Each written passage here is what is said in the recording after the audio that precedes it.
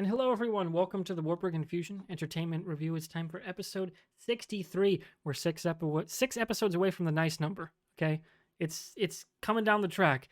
Joining us tonight for this episode is a very special guest, one Chris, aka Gamma Caruchador. That's me. Hello. Chris is joining us because it's March, and that means March Madness, and it's one of the greatest sports tournaments there is. Maybe the greatest, I would argue. And in that vein, we're gonna do a bracket episode, but we're going to pick our favorite movie franchises of all time. So I've picked 16 franchises that I think Fusion and I have seen most of them. What we're going to do is then Chris is going to reveal a bracket, and we're going to go through that bracket and pick our favorite movie franchise of all time. It's not based on specific like box office numbers or anything. It's just I think we've seen them all and they're all good. So let's go from here. So that's the basic boilerplate what we're doing tonight. Before we start that, though, our customary what we're watching and playing. So Chris, since you're our guest, you get to go first. What have you been up to pop culture-wise in recent days or weeks? Because we haven't had you on the show in a while. Yeah, it's been a hot minute. I think it was the beginning of the year that was the last time, maybe the end of last year, but so I've just been on vacation, so I was able to watch 2 new movies on the plane rides. I watched Wonder Woman 1984, which I thought was decent, not fantastic, but I didn't think it was terrible. And then I watched Creed, which I thought was great. It was a really good movie just from beginning to end. It's always nice to see actors portray characters from their past that they've done and still be really good at it. So watching Sylvester Stallone bring Rocky back was amazing. But then TV wise, I'm going through Bad Batch. Mandalorian just started, so I'm watching through that. And then game wise, I just picked up Hades again. So I just started playing that 2 nights ago, and I think I'm going to try and stick on it for a little bit. I'm enjoying it, and yeah, I don't think any other games are really catching me right now, so. Sorry for the ding there on the audio. I just had to update the overlay. Windows sound went off. But it's updated now. So yeah, Hades, great game. Can't wait for the sequel. I did not expect that coming out this year. That's going to be awesome. That and Hollow Knight both getting sequels in the same year. That's going to be a fun time. I didn't know Hollow Knight was getting one. Yeah, Silksong's supposed to be out this year. So we'll see what happens. So Fusion, how about you? Yeah, so last time we chatted, more Mando, obviously, more Last of Us as we get towards the finale here. Went back and watched Cobra Kai's the most recent season as we get ready for the final season here in a couple months, and watched Creed 3 the other day, which was an okay film. Wasn't like great, but I will say this: Jonathan Majors is an effing movie star. Like every time he's on camera, he is just like sensational. The guy has a presence about him, and I'm so happy he's Kang and he's going to be around. But I wouldn't have a problem if they named him the next Bond, man. I'll be honest with you. Like the guy's got the charisma and the look for it. You know, like he'd be great as the new Bond. I know everyone wanted Idris Elba. No, I say wouldn't have a problem with Jonathan Majors being the next Bond. You know, that's really it, man. And playing I was going to say Fortnite to be silly, but Fortnite, a lot of Fortnite. We got our first Victory Royale right before the new season, of course, which is out today, and I'm pretty excited because Chris, do you know what they got in it? No. Some Sunset Overdrive shit where you can grind on rails. Yes, move around. Grind on rails, dude. I love. The only issue is like you actually have to aim in Fortnite while grinding on the rails. But it's not like a PUBG where it's got to be like pinpoint accuracy. That's true. No. But like in Sunset Overdrive, you just had to be in the general area and it shot towards it, and I love that. Yeah, so I think you're gonna. I will tell you this: the zero build matches are awesome. They're way better than much better. Yeah, they're way better. I played a few, like just a couple months after they came out last year, with some friends. I enjoyed it, and then I played some solos. I won a solo, and then I said, "All right, that's kind of my time for now." And I stepped back. So I haven't played in a hot minute, but I'm ready to jump back in since Yeah. Heck we got yeah. the boys. That's our plan after the episode because we are live over at twitch.tv/MrWartburg, where you can follow and chat like with people like Pathos and Chris. And I think we've seen some other people that are maybe lurking that you can chat with us as we record about, say, our favorite movies of all time that we're going to be doing tonight, at least in bracket form. This is not a ranking traditional like a 1 through 10. This is again, much like March Madness, a really dumb way to pick a best of all time. Yeah. But we're going to do it anyway because it's fun. So for me, much like Pathos in chat, I have been playing The Legend of Dragoon, the OG PlayStation game. One of the first RPGs, or at least traditional, maybe like Japanese kind of like not Western RPGs I've ever played. And I'm really, really enjoying it because now I actually understand what the fuck those mechanics are. I didn't when I was 9 years old. I was a fucking idiot when I was 9. Right? I didn't get any of that shit. I barely We all- remember a second of that game, and I don't believe I beat it. I'm farther, I think, now in 2 streams than I have ever gotten in that game. But I'm really enjoying it, and I didn't realize it takes about 48 hours to beat. Looked it up. Oh, Realized, gosh. oh, damn, that's gonna take me a few months. Yeah. Yeah. Okay, here we go. I've been continuing my new game plus of Horizon Forbidden West. Chris, you're gonna love that game when you can get it, man. Oh, I'm excited for it to finally I'm excited to finally get a PS5 or excited for it to finally come to PC, whichever one comes first. That should probably be next year at the earliest. Yeah. So it's like a year after the DLC, I would expect it. So next April, give or take, because the probably. April is when the new DLC comes out. I will be off for I'm having surgery to remove my ostomy, which is a good thing. So I'll get to play the DLC just however long I want in a given day, because I won't be going back to Nice. work till the middle of May. Other Dang. stuff, like I said, saw Creed 3. It was extremely anime, and also too brief. Like too many of the story beats were condensed that I wanted them to examine. But it was all right. It definitely was not the worst Rocky movie by far. It just wasn't what I was expecting off of Creed 1 and 2. So, let's see what else. I had a whole list and I forgot. Star Trek Picard Season 3. Yep. Fusion, I'm going to say it one more time. Picard Season 3 might be, it's so far, it's right behind Strange New Worlds. Okay. I'm gonna Episode catch up 4 right now. has so many oh fuck yeah moments that I was loving it, dude. Like, goddamn, Terry Metalis is running the hell out of this season. And you can definitely tell he's the showrunner this year. He was a co-showrunner last year. You can tell who won in the backroom deals in the offseason of this is my show now, bitch. And it's awesome. Love that guy. His entire brand is like, that dude fucking loves Star Trek. So let's go. And it's in. And Jonathan Frakes is getting to be a director again on Star Trek. Love it. Love to see it. So, that's, I think, enough of what we're watching and playing. Yep. Mhm. Should we jump into this, gentlemen? It's time for the madness. Let's do this. It is indeed time for the madness. So, let's kick over to the screen. I'm going to see if it can be seen first. Okay. I'm going to avert my eyes. Which one am I looking for? Nope, not that one. I seem to have broken my stream link. But I know what screen I need. There we go. And I'm going to punch in. There it is.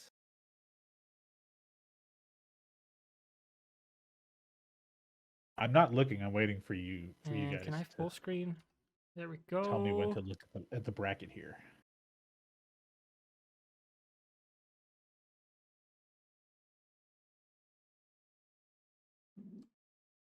All right, chat, how does that look?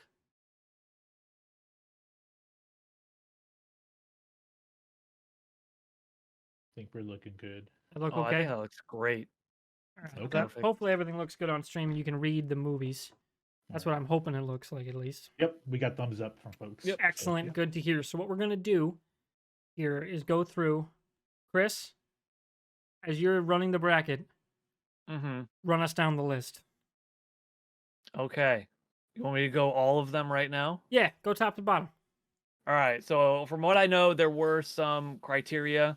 There were things that these were franchises that both of you have seen, that you both would like to. So I believe that we're staying away from like Yeah, I the get it. Halloweens and that kind of thing, because Wartburg doesn't really watch those. I don't watch those. I have no idea what those are like.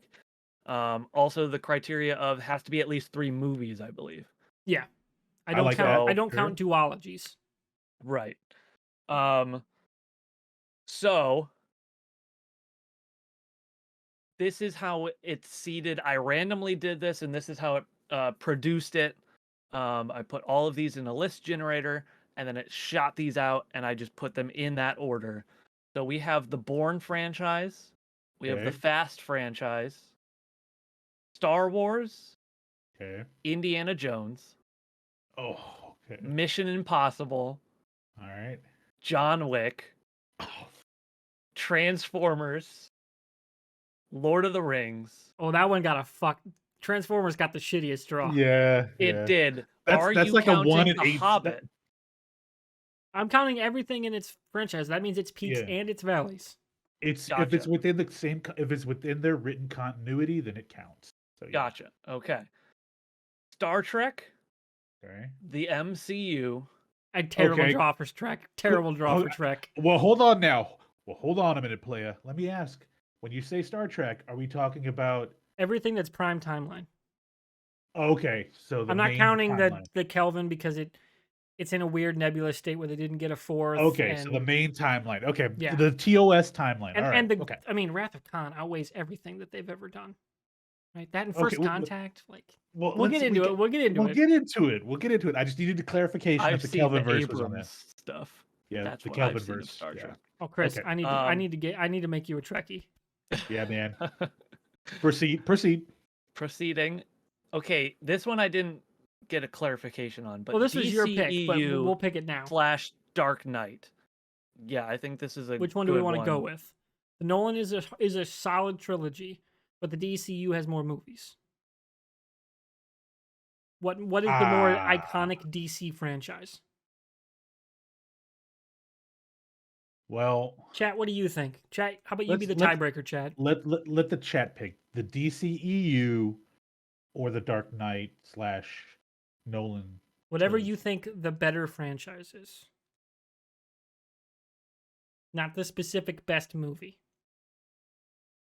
Because I think the Dark Knight would blow all of them away. Also, they're saying our overlays have our names reversed. They do. Good Aha, call, Chat. I have thank you. stolen Fusion's identity. He is the fusion. I am the gamma. Sounds like Dark Knight's winning this one, man. Okay. Okay, I want to. There we go. No, I'm not Okay, gonna, yeah. Now the names are right. Okay, Sounds like perfect. chat's all in on Dark Knight. All right, on so the- we're going on with the Dark Nolan- Knight trilogy. Nolan Okay. trilogy, Yep. Then we're gonna go with the Rocky / Creed franchise. Okay. Planet of the Apes. I'm thinking Does this specifically of the encompass Reeves both of them? movies. Just the Reeves. Okay, Reeves. the reboots. The reboots. Okay. And it's not the about to classics. have more, but it's for right Yeah, now the right. trilogy. Okay. Right, because there were like 8 original lot. ones. Yep. There's a lot of them. Heston got busy, man. Yeah, he Yeah, did. it did. Then we have Jurassic Park. Does that go into World? It's same continuity. It's Same all one continuity? continuity. Dope. And then we have Harry Potter and Okay. James Bond. Okay. All So right. I do think the like this. worst draws are Star Trek and Transformers. Trek, because it's a good franchise, yeah. up against, I think, a great one. Yeah. Transformers probably wasn't going to beat most of anything on the list. No. But I mean, it's going up against Lord of the Rings. That's That's like a 2v15 seed. Not Yeah, a 116. yeah, it's not that quite, overwhelming, but it's like, okay, but- come on, if everyone's yeah. on their A game, you're fucked. Yeah. Okay. think- so now I can look at the bracket, right? For reference. Right. Yep. Okay. Now we Yeah. can look at the bracket. Alright. So I Okay. think there are some really interesting first rounders because you got both George Lucas franchises up against each other, and that was all random. yep, Like right off the bat, like Mission Impossible, John Wick. yeah. I think the only thing that would have been crazier there was if it was like Mission Oh Impossible boy. Bourne, yeah. because that would have been like the spy movie franchises. Okay. Okay. So as our moderator, Chris, he's Mm-hmm. gonna. Chris is also gonna serve as our tiebreaker in case Fusion and I are split on a Yes. particular matchup. What do you think we're gonna go with as the favorite? Like, what? Who's your favorite in the running right now? Who you laying your money on? I'm going to write that down on a piece of paper so Excellent, that I don't excellent. influence anything. We're on the same brain. I was like, man, I would love if you to write it down, hold it up at the end. Yeah, let me find a pen, and then I think I have a notepad back here somewhere. Here we go. So write it down. Don't tell us. Yep. Write I'm it not down. gonna do that.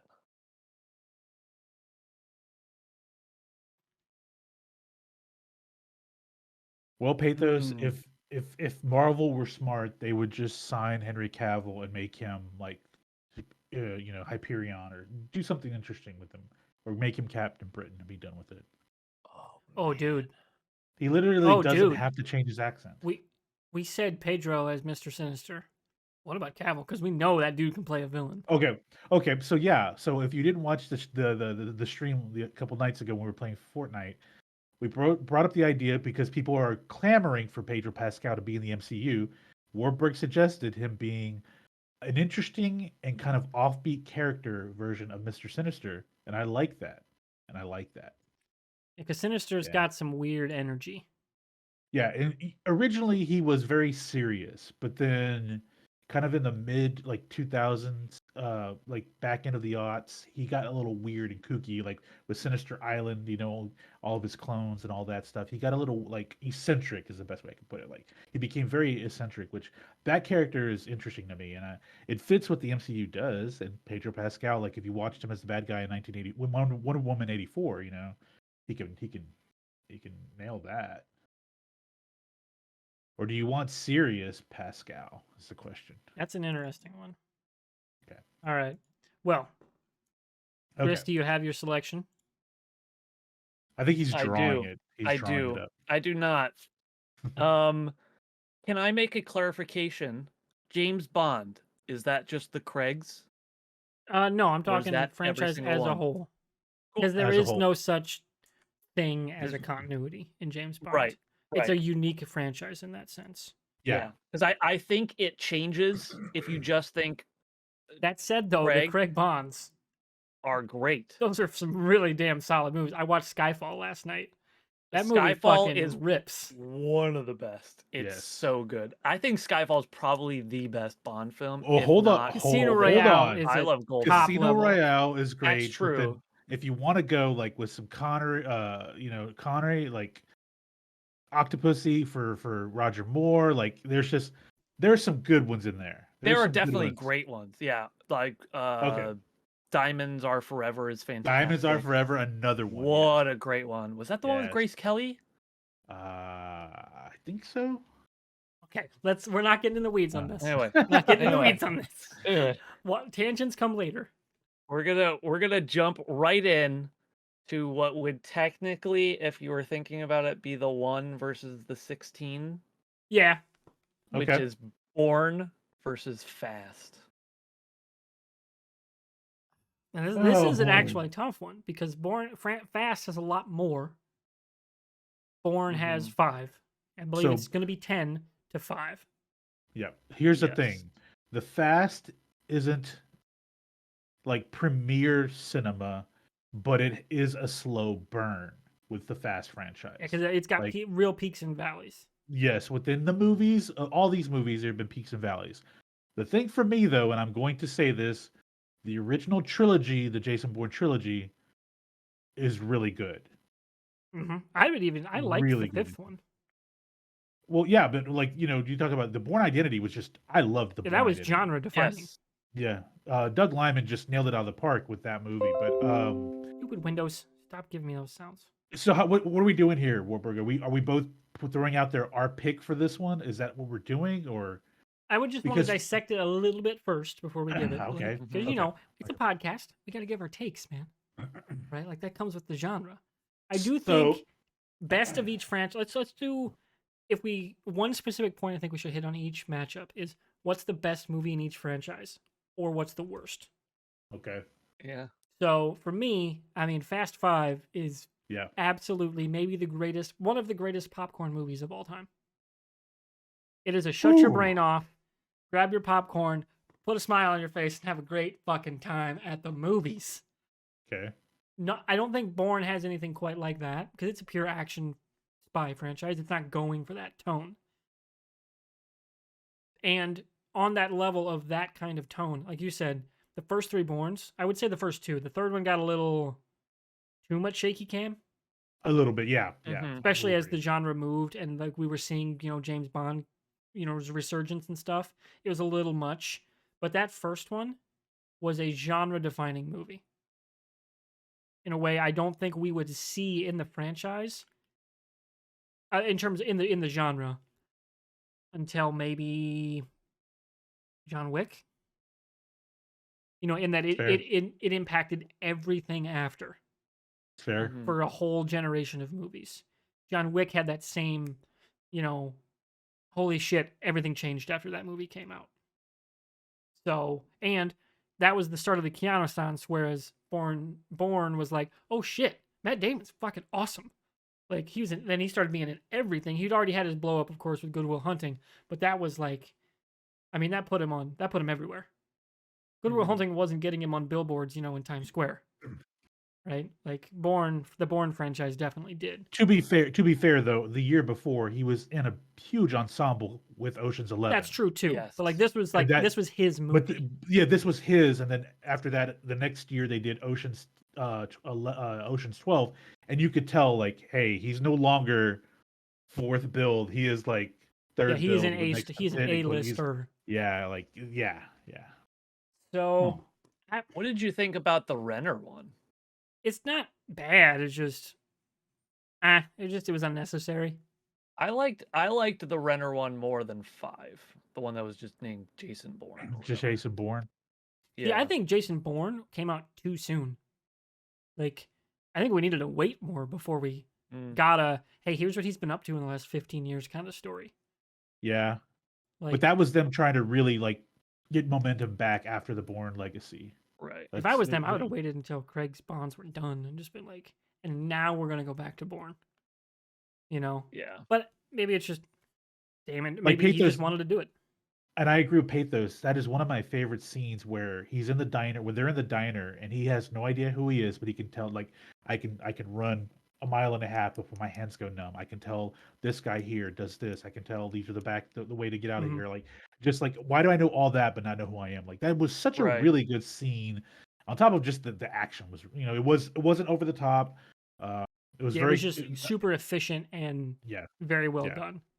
And he kicked somebody before John Wick killed 3 men with a fucking pencil. Jason Bourne did it in his apartment. So with one guy with Right. with the pencil. So yeah. So it was Yeah. Jason Bourne did that before John Wick. If I really break this down, I'm going to say for me, Jason Bourne slightly edges out the Fast franchise. That's me. Only because I think the quality of all of the films, the Bourne films, are better. Whereas we know what we're getting with the Fast franchise. Like you said, it's popcorn fun, and that's fine. I mean, there are ebbs and flows within each movie that make them good and bad, like really bad. But for me, I'm going to say the Bourne franchise over Fast. Now you look like you're I want I teetering like you said, it's a split decision because it's hard. it's Like yeah, this is one of it's the hard. toughest matchups in the opening round because they're so different in style. Yep. Yes. Yeah. Like there are different genres, they're different tones, they're different types of audiences.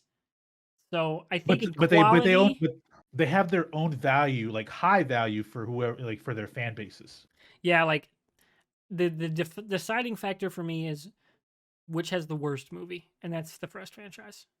Okay. Fast has Fast 2, and that's a Yeah. terrible, Is objectively that the bad Tokyo movie. Drift? No, Tokyo Drift. Tokyo Drift is not a bad movie. Really? Fast 2 is a bad movie.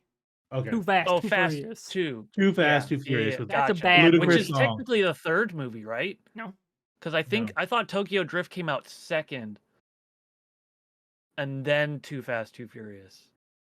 I don't think so. That'd be weird if they I put I the could be number wrong. 2 I've in never there seen You're wrong. twice. either of those. You're wrong. Fast and Furious is 01. Too Fast came out in 03. Tokyo Drift was 06. Yeah, Oh, okay.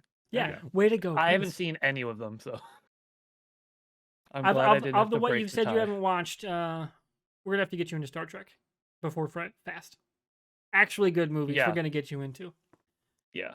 Now, which Alright. one was it? Was it Fast and Furious, the fourth film, where The Rock No, started showing Fast up? 5 was Rock. Fast Five. Yeah. Fast That's Five. why Fast Yep. 5 kicks so much ass. When they're running was across Rock the and rooftop of Statham? the favelas. Holy shit. That was some hard hitting shit. Like that was some actually well shot action. But yeah, Statham shows up in 6. Yes. Okay. No, he's 7. His brother is in 6. Yeah, his brother's in 6. Shaw's in 7. And Fast X has a really good lineup, by the way. Cast, by the way, Jason because Momoa's the bad guy. Jason Momoa. Hold on, but isn't Alan Rickson And in Theron's it too? back. Yeah, John Cena, like, it's just Yeah, it's Every- popcorn. They're turning into the Expendables. Yeah, It is the it's Expendables Car and Avengers Cars. meets the Expendables. Let's go. yeah. Oh, why isn't the Expendables on this list? That is 3 movies. It's because it's shitty. So at some point, Dolph Lundgren's gonna make a show up as somebody's dad. You know, We already Dolph Lundgren and Stallone are in this. Oh, I didn't put Terminator. If I was Okay, reviewing this do you list, think Terminator would have made it? I would have gone hard. Terminator over Transformers. Terminator over Transformers Okay. is a good one. Yes, I would agree with that. But okay, Anyway, let's Let's go move on. So bracket to we've bracket. picked on Fast franchise. So Chris, let's see if we can get this All to update. Let's the first Yes. test. So we have chosen that it's the Bourne franchise that wins. Yes, Yes. slightly inched out over the Fast franchise. All right, I am clicking Bourne franchise now. If I You have to might- refresh. Maybe you have to refresh. Don't forget to save. Oh, I might have to save Yeah, bracket. I think you have to save the bracket. Bracket saved. Refresh. Oh, well, that's not good. It's There there. we are. Okay. Okay. Oh Alright, yeah, Pathos for real. Yeah. That TMNT animated movie looks incredible. Oh, it looks so good. Wait, why wasn't the original TMNT on this list? Those are not good movies. Are you kidding me? They're Secret not. of the Ooze? They're not good movies. I would have put that above Fast and the Furious franchise, but that's because I haven't seen it. You're not cultured, okay? We'll get you there. No, that's fair. That's Okay. fair. So, Okay. moving on. Oh do, man. do we want We to go got to the the other George side of the Lucas off. bracket, or do we want to go top down? Oh, that's a good question. Let's go. Let's make our way into the bracket. So So we'll let's go bottom up now. Bottom we're up. gonna Alright. go. Yeah, we're gonna condense it as we're gonna sandwich it as we go. Yeah. All So right. Harry we Potter have- versus James Bond. Yeah. Oh boy, like this is very similar to the Bourne and Fast franchises in that It's gonna they're be very split. different. Yeah, this is a tough matchup. Okay. Are we so? We are including the Fantastic Beasts saga now. Yeah, it's because because that's one it's- canon. Yeah. Bond is a IP. I would say is less of a continuous story. It's a ever reinventing itself kind of story. Sure. Sure. So it's a It's like, different. it's like type of- Sherlock Holmes. is Exactly, kind of it's like- more akin to that than Yeah. it is, a specific canon with a specific actor, and their story. So it's a different comparison because obviously we know the first one. The first is a 8-film, 7-part story. Yep. That is a much different way to go versus James Bond. So Mhm. what's your first take overall, Fusion? If I'm looking at this honestly, I think Harry Potter has a much more rabid fan base. But when I really think about how many bangers in terms of movies, and pun isn't intended with James Bond, by the way, banger. I'm going to edge Bond over just because there are some really good movies, And this is regardless of also who is James Bond. Our favorites, not what we think is like Yeah. the best. Yeah. Because like there are some technically great movies, but I'm like, dude. I mean, Daniel Craig's James Bond's fucking rule. Yeah. I mean, when I think about when I'm thinking about let's just go, if I'm thinking about the Connerys, Thunderball, Goldfinger, Mhm. those are really good ones. Okay, well let me go to Roger Moore now. The Spy Who Loved Me, love that one. Diamonds Are Forever, another really good movie. Okay, Octopussy, crazy name, but it's actually a really good movie.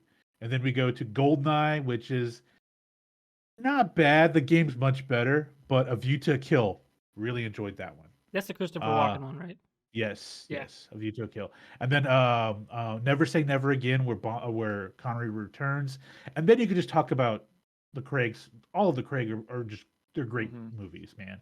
And Goldeneye too. Before that, like That's what I said, in it's like Brosnan's Golden- era, like GoldenEye is not bad, but it's compared to all the other ones. oh no, I it's not think on that level. It's stuck in No. that like the '90s knew where we were going, but couldn't Yep. quite get there with the Right. technology of it. Yep. But they were trying. They fucking went for it in some Well, spots. that they were also trying to make James Bond a pop culture figure with with poppy stuff, right? And it really didn't work. But Yeah. okay, if I have to look at these two, I'm going to and Harry Potter. You have entertaining films. I'm not a huge fan, I'll be honest with you, but I've seen them all. I can see why people are so attached to them. Fantastic Beasts did not like them. I thought that something went off the rails there for me when I watched those movies. So I'm going to say James Bond edges out Harry Potter. I actually agree because as a franchise, especially now that the Potter like stuff's over, like in terms of that story, Bond movie's gonna get my butt in a seat. Yeah. Like the Fantastic Beasts didn't. It's not the world that drew me in; it's that specific story that did. The Harry Potter's Yeah. his story. Okay. Yeah, that specific story and moment in that universe did, versus the actual like everything around the franchise like Bond does. Like I love everything about it, like the spy drama, all like the various different iterations of like the Q gadgets and stuff. Like the supporting Yep. cast, especially, is really great in the Craig movies. Like Ray Fiennes. I just watched Skyfall, so I'm a little biased here. Obviously. But man, Skyfall fucking ruled, dude. Oh, that movie Is had no it, right to be that good. Mad No, that's Mikkelsen Casino was Royale. was Le Chiffre. Yeah. Yeah. So good at that. Yep. And And then No Time to Die had just a phenomenal cast. mm-hmm. And then great the guy who played Javier Bardem. Gordon, Javier Bardem was fantastic. That one long shot of him walking in with his monologue is one of the best Yes. in all of Bond. It's so good. But then the guy who played Gordon in the Batman was in 2 or 3 of them. Oh, Jeffrey Wright. Yeah, he plays Jeffrey Felix, Wright, yeah. Felix Leiter. Mm-hmm. Yep. Great character. Oh yeah. So yeah, I'm gonna say James Bond. It's close All right. call. I'd say Yep. it's like a not quite coin flip, but it was close. I'm gonna go James Bond. All right. Bracket should be updated. All right. All right, let me refresh. All right, Chris, where are we going next? Going back up top. We're gonna go back up top. We're gonna do Okay. the Lucas Oh, franchises. let's tear the Band-Aid off now, man. Star Wars Yeah, versus this one's a Indiana true Jones. Pick 'em because This is Star Wars yeah. has more and more bad, Yep. but Indiana Jones has the that one movie that shouldn't exist. Yeah. Like Star Wars has one movie that's that bad, in my opinion. Even I Last disagree. Jedi is not that bad. Rise of I would Skywalker is that bad. disagree. I would disagree, but I'm not the one making For the and decisions right I'll now. be honest, I like The Force Awakens. I Dude, know Force it's Awakens just is a rock solid. Force It's a Awakens rock is solid good. 7.5 out of 8. Rock yeah, solid. I enjoyed that movie. Let's see here. And Last Jedi, while had its faults, at least the plot was at least like somewhat followable. Not just, hey, Palpatine's back off screen. That like- was terrible. The fuck? Yeah. Like, that's a big moment. Okay.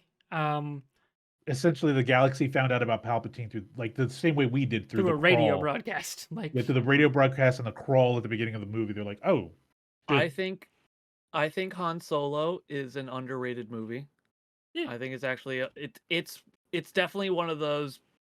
I think like you say for the Fast franchise, for some of them is just put your butt in a seat, grab some popcorn, and here's some fun. And I like that about the Solo film. I think Rogue One is a very good movie. Star Wars. and we're movie. talking I movies, think not like not if we're TV talking everything shows. else. Andor puts everything on over the top. Yeah. Yeah.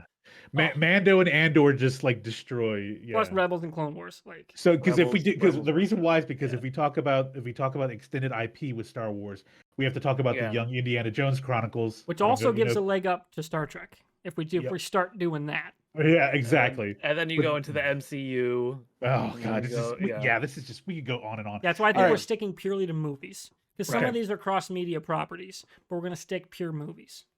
Mm-hmm. Okay, so I'm gonna be a little controversial because I'm a big Indiana Jones fan. I love the Temple of Doom and I love the Last Crusade. I bought, as we've talked about in a previous podcast, Warburg and I are going back and buying a lot of physical 4K Blu-rays just because of all of the whole saga of storage space and stuff, movies being pulled off of streaming services. I went back and I watched the Indiana Jones trilogy. Here's a controversial take for you: The Last Crusade, not the Last. I'm sorry, Lost Ark, Raiders of the Lost Ark, is an okay movie at best. It's not Mhm. great.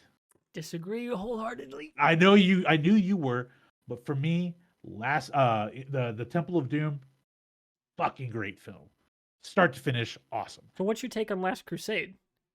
fun. I enjoyed the Last 'Cause I Crusade. love Last Crusade. I think I Last Crusade is the best of the Indiana Jones in my so opinion. so when I think like I just think that because we love Harrison Ford, when he's not crashing planes, and I think we all love Harrison Ford so much, and a lot of his characters.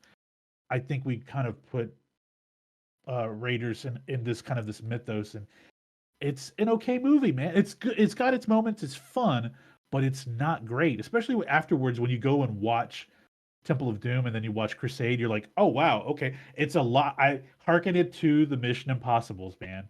The first two were and then the third one we're like, oh shit, we've got something going on here. Yeah, and then afterwards, Mhm. every subsequent film, we're like, okay, if I have to stack these two together, A New Hope is a better first film than Raiders. Empire, I don't know. That's a okay. very that's fifth. That's a coin flip for me. I Kingdom go of the New Crystal Hope. Skull is pure garbage. It's That terrible. was Yes. a horrible movie. Like it deserves like a 15% on I Rotten don't blame Tomatoes. Shia LaBeouf for just being like, you know Yeah. what, this was Yeah. garbage. Like, Yeah. had to Yeah. get told to fuck off by Harrison Ford during an interview. Like, Yeah. I don't blame It him at is. all. It was terrible. It is bad. And on top of it, he was in a bad place in his life when he did that movie too. But we could talk about that later. But okay, Kingdom of the Crystal Skull, awful. Star Wars: New Hope, I think it's better than Raiders. Empire versus Temple of Doom, shit gets interesting. But I'm gonna say Empire is for me still the best Star Wars Mhm. movie. I agree. And then we talk about Return of the Jedi versus Last Crusade. Man, see when you stack them up one by the trilogies, if we're just talking trilogies, I'm gonna say just because those last two films are absolute bangers for Indiana Jones, Indiana Jones would win with trilogy versus trilogy. Then we get to number 4, and then we start talking about do we talk about the prequels? Because They still have some redeeming moments. There's you know nothing what? redeeming about Crystal Skull. No. Like, So I mean, one has the that's Darth Maul where reveal, right? Like Duel of the that's where Star Fates, Wars, yeah, exactly. That's where maybe the Star Wars greatest 9 starts. minutes of Star Wars ever. Mhm. It's a race where it's like neck and neck, neck and neck and neck and neck, and all of a sudden you just see Star Wars just take off. For Yeah. me I with the agree. trilogies, I and agree. then Force Awakens, it's like another good one, and then it kind of there's a gap that gets closed back a little bit with the last two sequel films, but then Rogue One pushes forward, and I agree with Chris. I like Solo. I think it's a good movie. I think the biggest problem with it was Amelia Clark was not the I right think it person needed to to be cast a in that role. Lando movie myself. I I would have think been there fine with needs it to being be a on. Lando still. Like, come Yeah. on, you had Does. you had the absolute, not just hubris, but I mean, like, you fucking nailed casting Donald Glover. Yeah. Like, you could not have picked a better young Lando, And Yeah. give me a Lando series. and you I'll gave take him that. that. Are you kidding me? Yeah. What are you doing? So I'm going to say Star Wars. It's not like a blow you away, but they do. It's not a photo finish for me. Star Wars over Indiana Jones. I can vibe with that. Okay. I can Yeah. vibe with that. All right, that's our pick. I was definitely going up in the air between those two if I had to be the decider. But then once you were like, I hadn't thought about music, and like, yes, Indiana Jones has great scores, and you know that theme. But Star Wars, you know more than just the theme. You could probably hum most of the music from all of the series as it goes along. And like John Williams is great all around and he did a great score for Indiana Jones, but Star Wars is his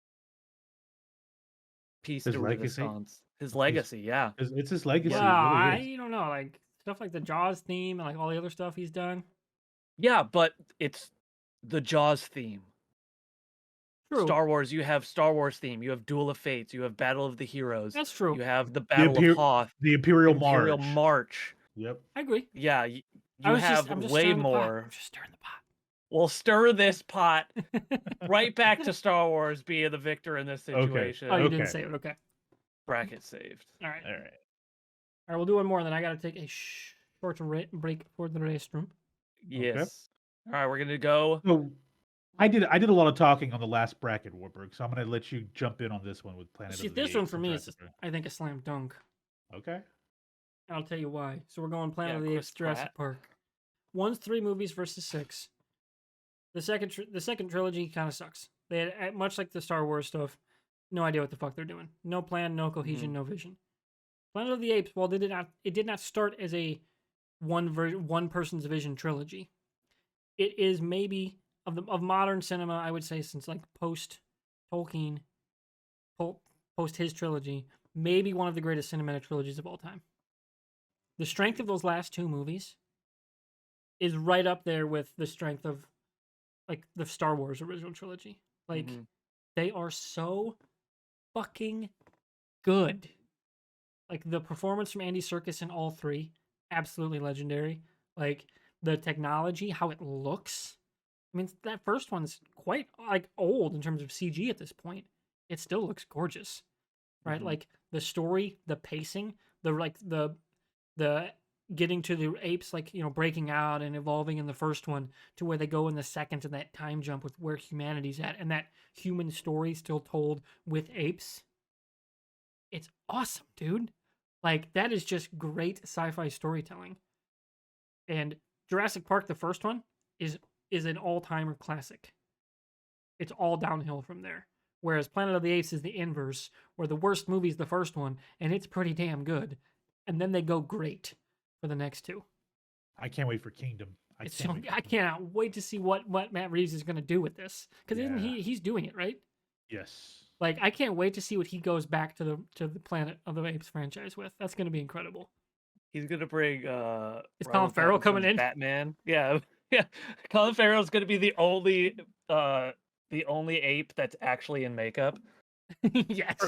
For clarity, Wes Ball is directing it, but it's Matt Reeves is yeah, because it's his production house. It's like managing right. things. Yep. Yes. So, yeah, I'm gonna go with. Yeah, I'm gonna go with Planet of the Apes. And to Palos's point in chat, we're talking the specific. When did Rise come out? Was that? When did Rise come out? 2012. Was it 2012? 11. 2011. That franchise, that 3 movie franchise, is its own core. The complete reboot, like its own isolated reboot. That said, though, gotta give points to the WAFER one because it bombed so bad. They said, "Fuck it, reboot." Yep. Bro, that is one of my guilty pleasure movies. I really like the Wahlberg It one. is very of that Paul era. Giamatti as an orangutan. It's very funny. And it has a legitimately solid villain.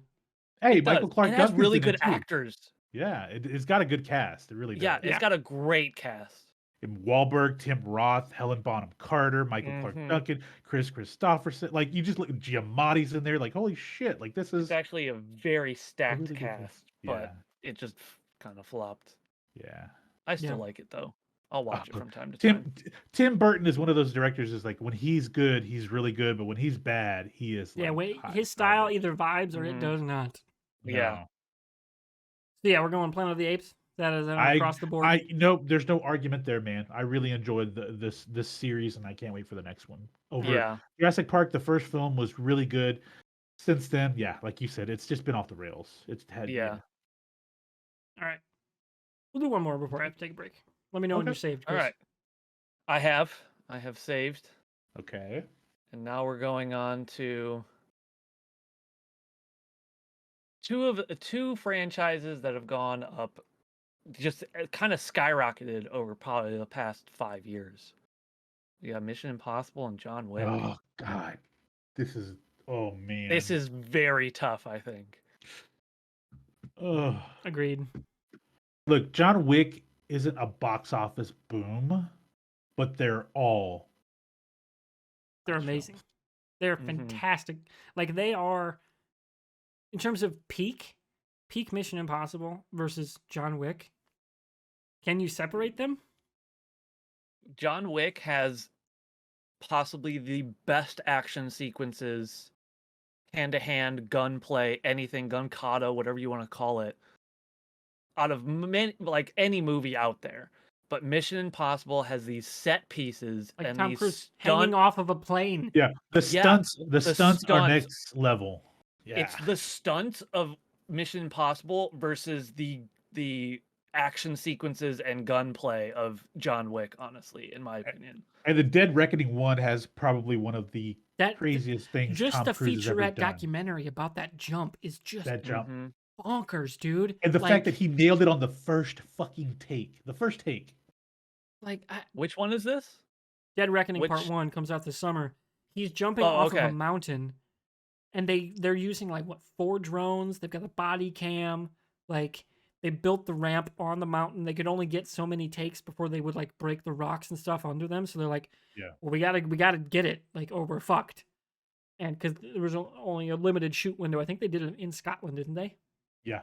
They were so, in like yeah. the Highlands and stuff. And So he's on a motorcycle going like 100 miles an hour off of this ramp, and they have to, because the whole point is he's jumping off of a bike, and then he's going to Mhm. shoot, release his parachute. Like they had to make sure his momentum was perfect, or else it could really kill him. Like yeah, because if he yeah, gets the tangled ramp in the had- bike, Yep. dead.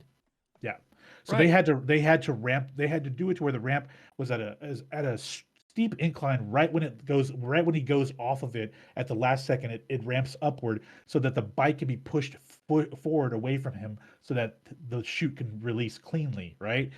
They were worried, like Warburg was saying, they were worried about the ledge breaking because of the rocks, and then they were worried about how many takes it would take, and he fucking nailed the first take, like the And he was first just take, like, and yeah, should we do it again? and Cool. he did it 6 more times after that. Yeah, 6 he's- more Wow. times. He is nuts.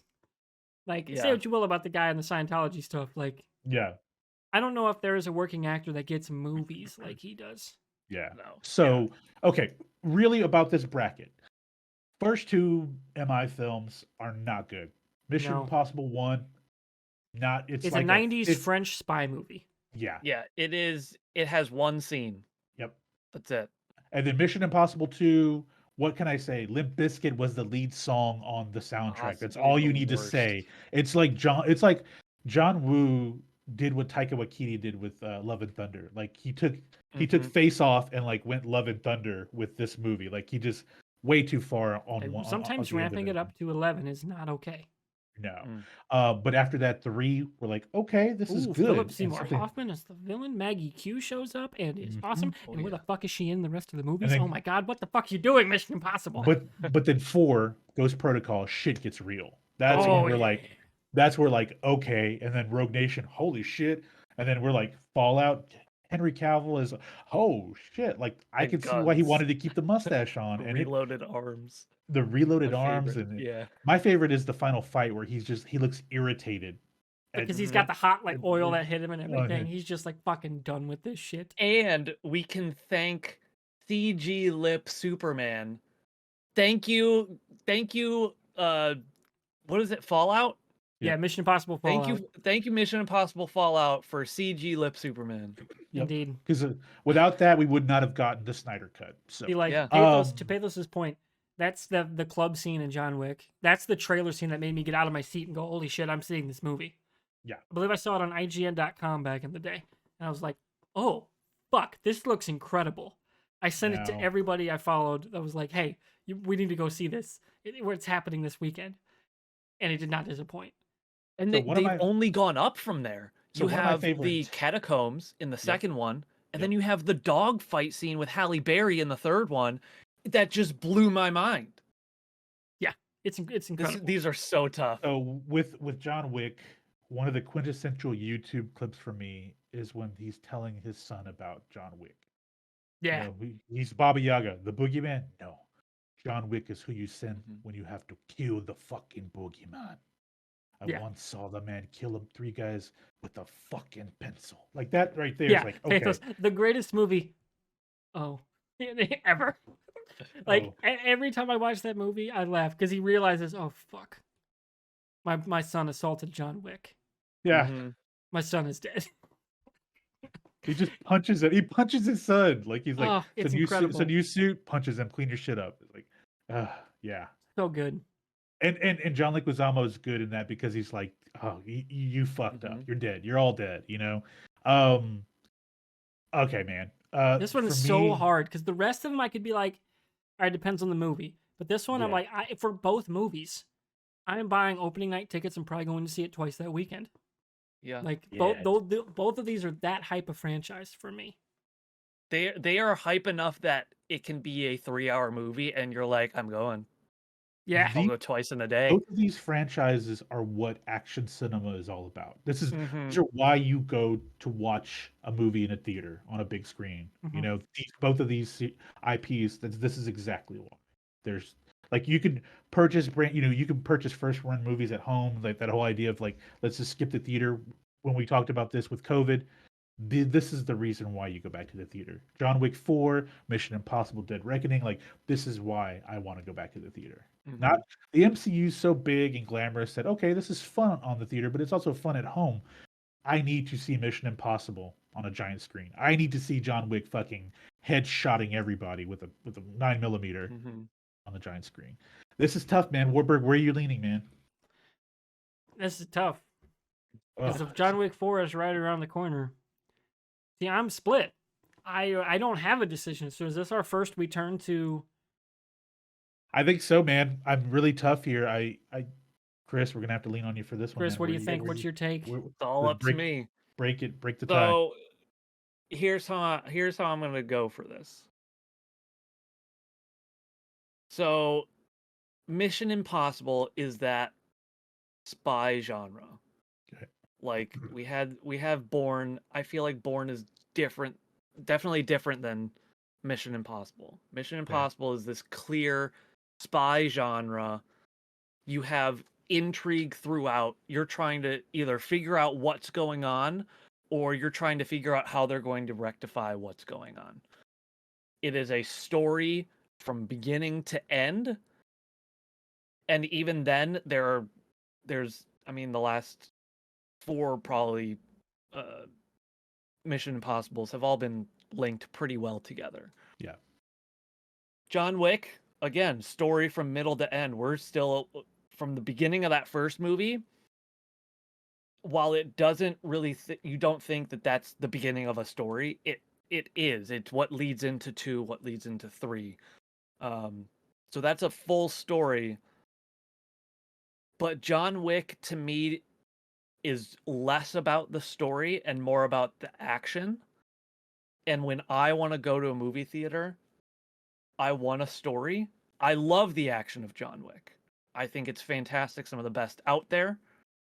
But aside from somebody killed his dog, he's going to go just take revenge. I don't really remember the plot of John Wick other than shoot, shoot, stab, stab, pencil, pencil. Uh, Mission Impossible, I remember the stories. I know the stories of Mission Impossible. Maybe not number 2 because I hate that movie so much. But I think the rest of them have made up for it. They have some of the best cast out there. They have some of the best locations and stunts I have ever seen.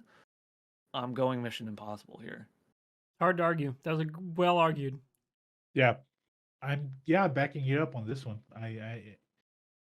It's close, very close. Yeah, Yeah. I think it all just comes down to preference of the viewer on this one. Yeah. Yep. Do you like action or do you like a little bit more in-depth story? Because yeah, like the Mission Impossibles are spy movies. Like that's Yes. the reveal of 5 of how they win is fucking great. Mm. They treat it almost like a heist reveal. Like it Yep. is Yeah. awesome. Works really really well. Mm-hmm. So yeah, hard to argue. Let's go Mission Impossible. All right. Bracket saved. And you're gonna hate this Interesting. next one, aren't you, Chris? Interesting tidbit here. Do you Well, know their next matchup. who was one of the producers on the first John Wick film? Ava Longoria. Oh, really? Desperate Housewives, Ava Longoria. Yeah. What about that? Wow. That's interesting to me. I was Huh. looking at the layout of all the films and what's coming up on John Wick, and I'm like, I don't think chat's gonna "Yeah." like our answer there with Mission Impossible. But you know what, I chat? Let us know. we are. I Yeah. mean, we're not. We're this. It's one of those where we're trying not to belittle the John Wick IP because we're Right. all fans of it. In another I seating, think I think maybe they're getting to the champion. Yeah. I completely agree. Um, Why I seeding think matters in the madness. yeah, Seeding matters. yeah. Yeah. And some of these are going to be hard. I mean, Star Wars versus Indiana Jones was hard. I think Mission Impossible John Wick was, I think of these early ones, maybe the most difficult. Because they're the most Possibly similar. Star Yeah. Trek MCU is going to be It's gonna be a tough one as for me. difficult. Okay. That one's going to be hard because I have not seen any Star Trek, so you might not be able to lean on me for I don't think this. we're gonna have to. I think between Fusion and I, we'll get that one. Okay. Yeah. But so the next one is gonna be which matchup? We're going to do DC or Dark Knight trilogy versus Rocky Creed. Okay. All right, I will take a very quick break. Yeah. Chat if you wanna vamp and talk about the picks so far, where we think we're going with this bracket. Chat away. I'll be back in about 2 minutes. I could go for a donut right now. I'm just listening. You guys can go. Oh, Like a donut. donuts. I Like love donuts. a donut with some sprinkles on it. That guess sounds All right. Darn it. I We're wish back. we could go into the MCU now because I could have just segued in from Iron Man sitting on a donut. Talking of donuts and Iron Man sitting on no, but we're doing the Dark Knight versus Rocky and Creed. That storyline. Oh boy. Fusion, what do you think? I'm eating another butter. Yeah. Batman Begins is one of the most underrated superhero movies. I love Batman Begins. Mhm. Dark Knight obviously is a 99 out of 100 when you talk about just action and superhero and Batman. Like every single category of what this of the Dark Knight itself is, it's like 99 out of 100, 9 out of 10, whatever you want to, however you want to categorize it. Batman Begins is a really good underrated one. It doesn't get enough love. Like every Mhm. time I go back and I watch it, I'm like, this is such a really good movie, man. It's It's a so great Batman story. Rocky. The first Rocky was a good film. Second Rocky was just a cash grab, and then after that, it became 80s style, complete and utter just like. And there are things about those Rocky movies that pop culture loves. You have Hulk Hogan, you have Mr. T in Rocky 3, Rocky 4. You have because we were at the back end of the Cold War, One the of these conflict with movies the ended the Russians. Cold War. God damn it! I know, right? Which cracks me up because the big bad villain was juicing when in reality Sylvester Stallone was like Oh, he up was to his juiced to the neck gills. Are you kidding me? in fucking juice, man. But because of Rocky, as silly as Rocky 4 was, we wouldn't have gotten Creed if not for Rocky Exactly. 4. And Rocky Apollo Balboa died. should not work. But it does. It's It does. awesome. Yes, I love Rocky Balboa. It's emotional. It ties up a lot of loose ends. I liken it to, I don't know if you guys ever saw the Kevin Smith View Askew movie, Jay and Silent Bob, the reboot one. Jay and Silent Bob's reboot came out a couple years back. It's he had just had his heart attack and recovered from it and just decided to write another Jay and Silent Bob movie. But it's like a love letter to his family and to his daughter about these are the things I regret as a father, these are the things I want to do as a father. It's that's like a love letter. Where to me, like Rocky Balboa is Sylvester Stallone's love letter to just to the character and to the fans because he's getting old. He knows realistically he can't play that character in that same way any longer. And it was a great send off. But then I was very surprised that they were bringing him back for Creed. But not only that, but I was also surprised at how fucking good that movie was from start to finish. It's a great movie. Michael B. Jordan's phenomenal in it. Ryan Coogler did a phenomenal job as director. And Stallone was great as Rocky, like the aging guy that really doesn't want to do it, and he finds his way and he finds connection. Really, really, Rocky 2, Creed 2, fun film, tied up a lot of loose ends. It's particularly Rocky 4. We get that callback, that whole story there, get closure on that. And Creed 3 wasn't full, but it wasn't like phenomenal like the other ones, but it was an okay film. I had fun with it. So yeah, man, this is a tough one. I'll be honest with you. For me, it's not because they're both like super, oof, but Batman Begins and The Dark Knight are really just great pictures. And The Dark Knight Rises, I wasn't a big fan of. I'll be honest with you. It has some great parts though. Hmm. Has Like great moments. the decision by Nolan to say, no, Bane versus Batman, no music, no score, Yeah, no score. Yep. just brutal Oh yeah. beatdown.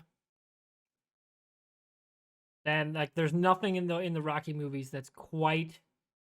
Hey, we're gonna flip a truck with wires and do it for real Oh my in God, the one of middle the of coolest Chicago. things. Yeah. Like, Yeah. holy fuck! Dude, I remember when because I lived in the Chicagoland area and they were Yeah. shutting down Chicago. Like I literally back in the day, I used to go to youth group right pretty much like a mile down the road from the building that they used as the hospital and blew up. Like I would pass that on the train going into college every So it day. was like it was a decommissioned hospital, right? Is that what it was? It was a A building. Brock's candy factory. Oh, okay. Okay. Mm-hmm. Yeah, it's just they shut it down and has been abandoned for years. Oh man. When I think about stinkers, obviously there's three pictures versus all of the Rockies, There's the six 9 now, right? 9 movies, right? I think about stinkers, and it's tough, man, because you're talking Yeah, about Rocky 5 is objectively worse than Dark Knight Rises. yeah. And Rocky 4 had its moments. It's It not a had good its ups, movie. Rocky but it 4 had is a if a Fast and Furious cast and crew made a Rocky movie. yeah. Mhm. Like, it is not plot driven. It is. And Rocky 3 had it gave us Eye of the Tiger, you know. Mhm. So okay, guys, for me, I'm going to say Rocky/Creed edges out The Dark Knight.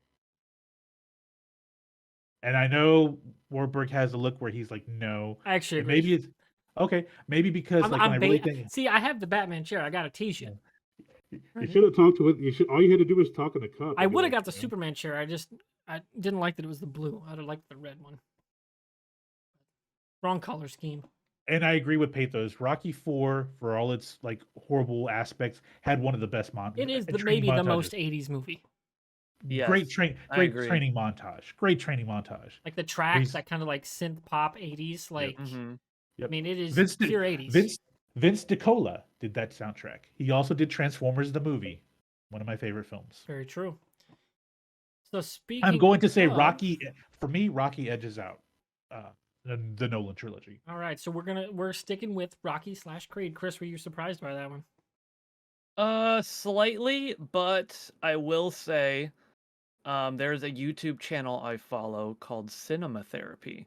Okay. It's a guy who's he's like a filmmaker, and then his best friend who's a therapist, and they talk about movies and like sometimes they'll talk about relationships, sometimes they'll do things like they just did a villain theory on uh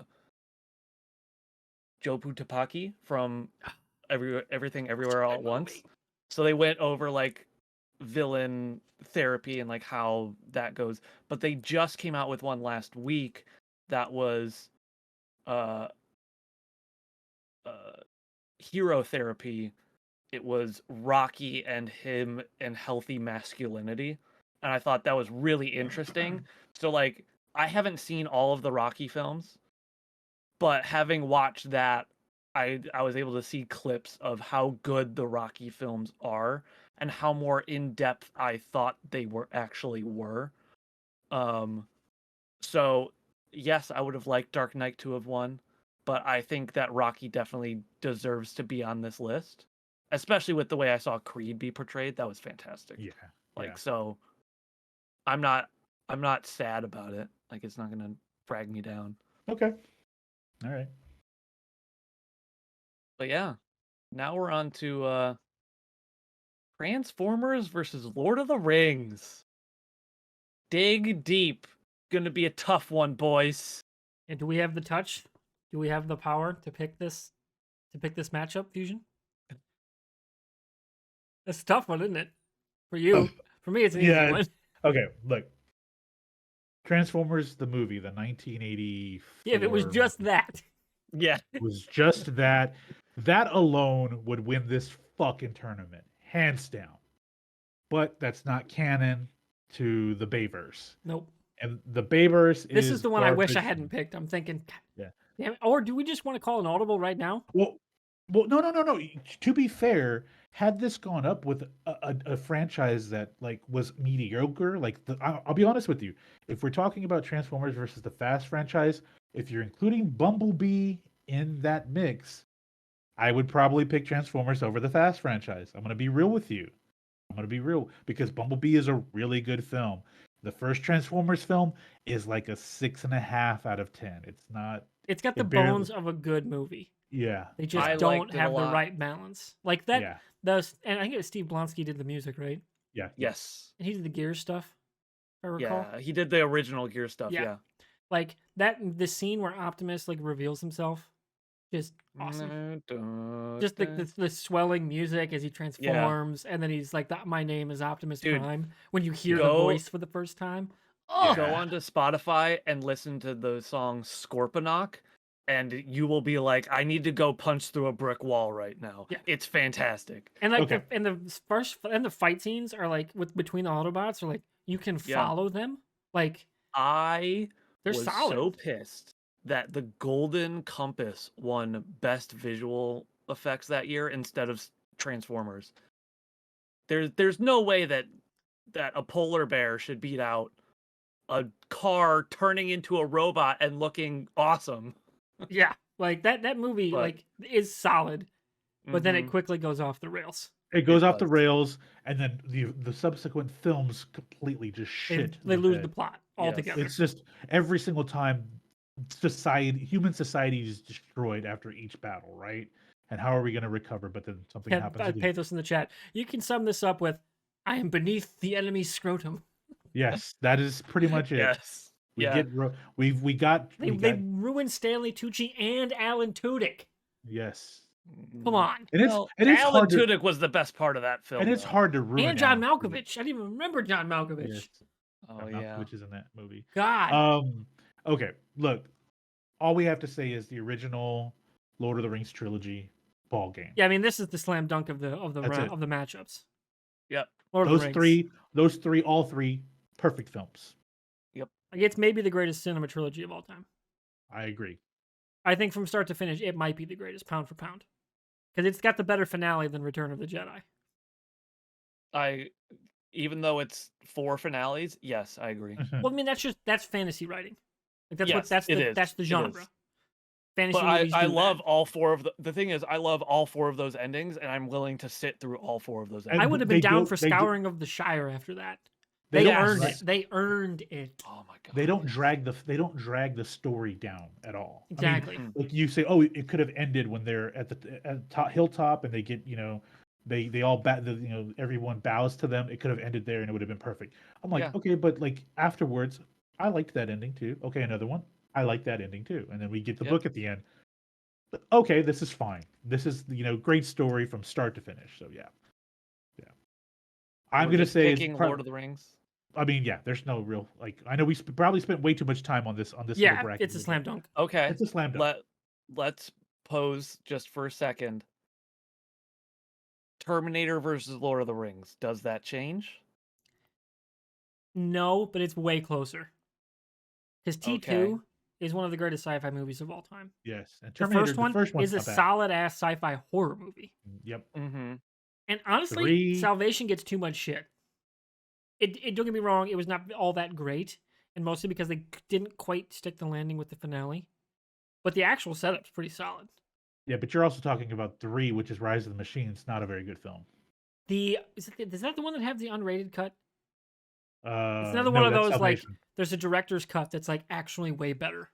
Yeah, I think both Salvation and Rise of the Machines. Yeah, both have director's like, cuts but there, they don't have the sustained success no. that the Tolkien trilogy does. And yes, they Yeah. have the Hobbit movies, which are objectively bad, but that you almost have to take out of Peter Jackson's hands because, I mean, what the fuck was WB doing? Yeah. Like, none of those decisions were on anyone involved in the movie. No. And obviously, that's Right. part of the process. You need to take into account the studio and the production and all that. But still, I That feel was the bad for Peter studio. Jackson having to That have to was a do studio that. because Peter Jackson wanted to do a Hobbit movie, one movie. And Yep. then by the time they got into pre-production, the studio had forced him into a new trilogy because they wanted to make money off of it. Which is That's Yep. really it. very, very It's dumb. terrible. Yeah. All right, I'm gonna throw one more out there. Okay. Hasn't been mentioned yet. All right. Lord of the Rings versus Die Hard. I quibbled with that to include it Ooh. or not. Problem was 4, you need to do the unrated for it to be good. Yes. Yep. And 5 Mhm. was just bad. Yeah. 5 was terrible. Yeah. Like that's why I was toying with Wick. Like Wick was either Matrix or John Wick, and then Transformers was like, do I put in Die Hard? It's a really solid first 3, and then not so much. I don't know. I just couldn't. I couldn't pull the trigger on it. Fair enough. Fair enough. But would both of those have beaten out Oh, Transformers? for sure. Oh yeah, Okay. definitely. I just kind of Alright. wanted a slam dunk for one of the rounds at Right. least. Yeah. All right. That was technically the closest we're gonna get to a 16 versus a 1 seed. Pretty All much. right. Yeah. All right. So final one of the Sweet 16 round. Pathos. I have that song playing in my head. One of the hardest ones. Chris, we're probably do you gonna guys have to know this? debate. The John McClane, the Die Hard song. The Die Hard song. The Willie We McGee will McGowan listen one? to it. No, the No One Dies Harder Than John McClane. Oh no, I don't know. Oh, that. no. It's so good. We'll have to Pathos find the link to that, and we'll It sounds we'll so rock it. Aural Knots. It basically is an Arl Nods track before they existed. Yes, It's love so that. good. Okay, this is gonna be the tough one. This one's Yeah. this one is legitimately tough. Trek yeah. versus MCU. Mission Impossible, John Wick, then Trek Then this MCU. this is tough because at their peak, I mean, dude, Wrath of Khan versus Winter Soldier. Are you shitting me? Oh, good lord. Like, Chris, you've seen Winter Soldier. Wrath of Khan is 100% on that level. Really? It is a master class of sci-fi storytelling. Oh, it's so good. It has no business being that good for a movie that is a sequel to a TV episode. Like 15, Fuck. 20 years before. Yeah. Yeah, it's so good. And I didn't Which, watch it. if I've never watched the original series all the way through. I've never seen Space Seed, which is the first episode of the show. Wrath of Khan still absolutely kicks ass. Yep. that's crazy because technically Civil War is like a sequel to Agents of Shield Yeah, You mean the Winter Soldier? yeah. or Winter Soldier. Yes. Yeah, you're correct. You're correct. Yeah. It's Both of them being like very closely tied to a TV show at the time is crazy. mm-hmm. Okay. But On the real, when I think about these two stacked together, I have to say MCU over Star Trek. Oh. And the reason Yeah. why is the first two phases of the MCU are absolute, outside of Dark World, are bangers. I agree, but for a different reason. Okay. I think they're both amazing IPs. They are both agree. all-time classics. They are Yep. both, Chris, I need to get you on these. They are Mount Rushmore. You need to consume these. Yep. As fans of pop culture. Not maybe be like super hardcore into it, but it is just such a specific type of the Mhm. genre. That kind of utopian Roddenberry version of Star Trek is so like Silver Age sci-fi, I guess if you want to put it that way.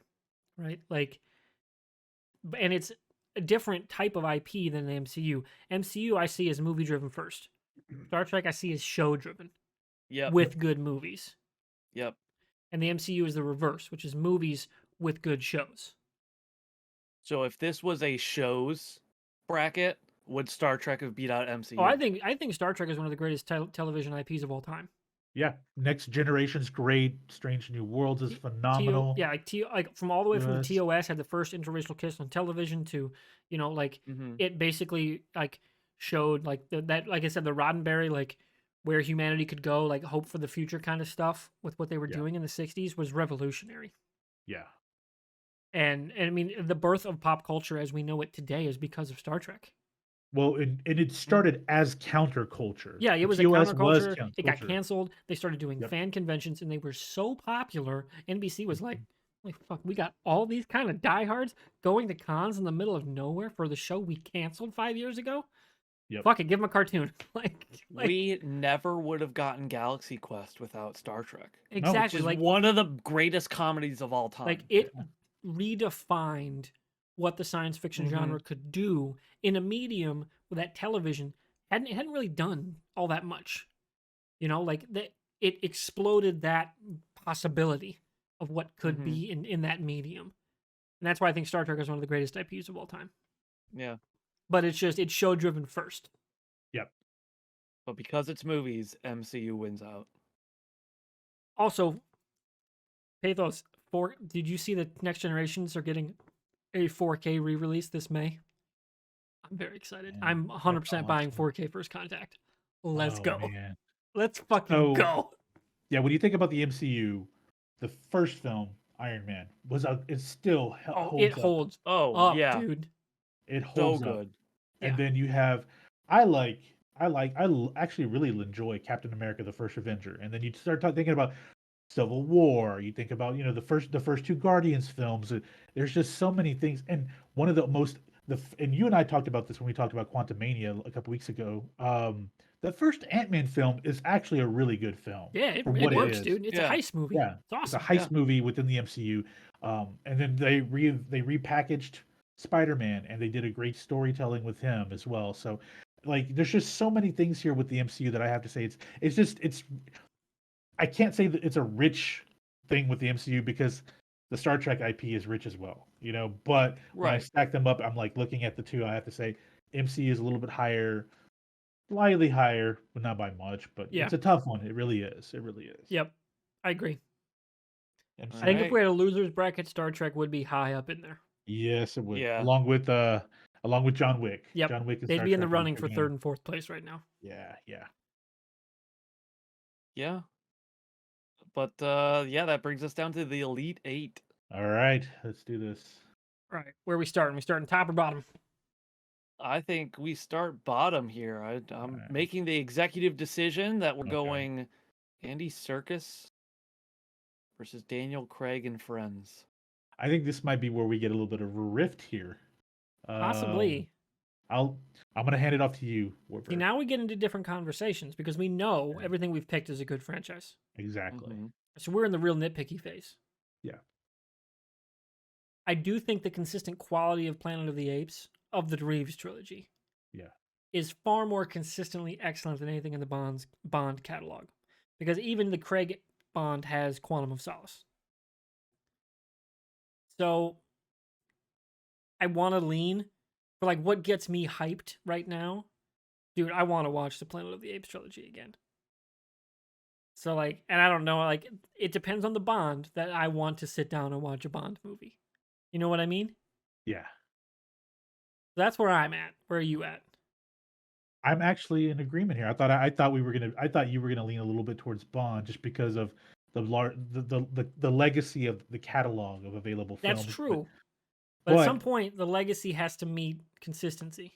when I think about if I'm gonna sit down and watch a really good on a weekend, watch a good story arc, I would rather watch the Planet of the Apes than have to pick a few different, from the different actors and eras, the different Bonds films. Now that's like what we said earlier. There are a lot more bangers in the Daniel Craig's legacy than versus the other ones, right? Overall, but Quantum of Solace is still there, and that's not a very good film. You No. know, so I'm in agreement here. I say battle the Planet of the Apes. Start me up with Dawn of the Planet of the I might even watch that tomorrow, Dawn of the Planet of the Apes, just Yeah. because it's There's getting times me. Yeah, Go there's ahead. times where I just watch War for the Planet of the Apes. Like the last one, I haven't watched the other two recently, but it's like that's just such a good performance from Andy Serkis, from Yeah. Woody Harrelson. You have Steve Zahn in there. Like those are some of my favorite performances on screen in the last 10 years, and I'll just watch that. They all took day. they took a very cheesy IP from the 60s and 70s and turned it into something very powerful, like a Mhm. story that's powerful and very poignant. So I'm gonna say Planet of the Apes over James Bond. And revolutionary for for just the technology nowadays. Like Weta Digital did so much and has brought so much into movies just from the Lord of the Rings films, the Planet of the Apes films, and now Avatar.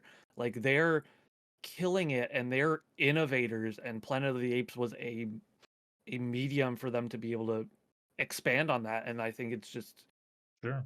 yeah. I agree. All right. So, yeah, we're going Planet of the Apes over James Bond. Yep. I'm going to call that one, that's an upset. I think going in, I don't think I would have expected that. But as we've unfolded our conversations, Yeah, I like it. I like the pick. I think for me, from the get-go, I would have put Reeves' Planet of the Apes over James Bond. It's just interesting to hear everybody else's opinions on it now, because like I'm I very thought, biased towards it. I thought Warburg and I were gonna have a rift here. I was like leaning Planet, and I thought he might lean a little towards Bond. But hey, that's why we do these things, man. That's why you have the podcast. Yes. All right, Bourne versus Star Wars. Percentage-wise, I think you guys are pretty in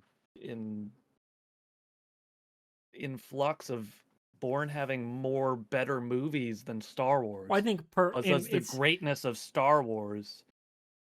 It's in relation to one, like there's less movies of Bourne, so like per capita, it's got more bangers. Yes, yes. But does that matter at this stage? Exactly. When I look at the two, for me, I think of the long-term entertainment value of both of them. I have to lean towards Star Wars. Yeah, Star Wars has the staying power. Bourne Yes. is not flash in the pan is not the right term, because like I said, it did redefine a genre. But I think its thunder was wholly stolen by the shift in the genre towards the John Wick kind of storytelling. Sure. In the action genre. Mm-hmm. So, yeah, I mean, New Hope, I mean, what they did with the trilogy, the original, like the endless kind of creativity that spawned, like in an entire generation of multiple generations. I gotta go Star Wars. Yeah, I agree. I think that might be the easiest of this round. Star Wars versus Bourne. Jaron, you've only seen the first Planet of the Apes? Yeah, we need to fix that. Dude, that must be fixed. Those second two are two of my favorite movies. I love those movies. 100%. When they go into production, we might have to do a weekend where we just watch all three. Yeah, I'm in. DM me the link. Okay, I'll send this to Chris, and we'll maybe watch it on stream after the episode. The Die Hard song.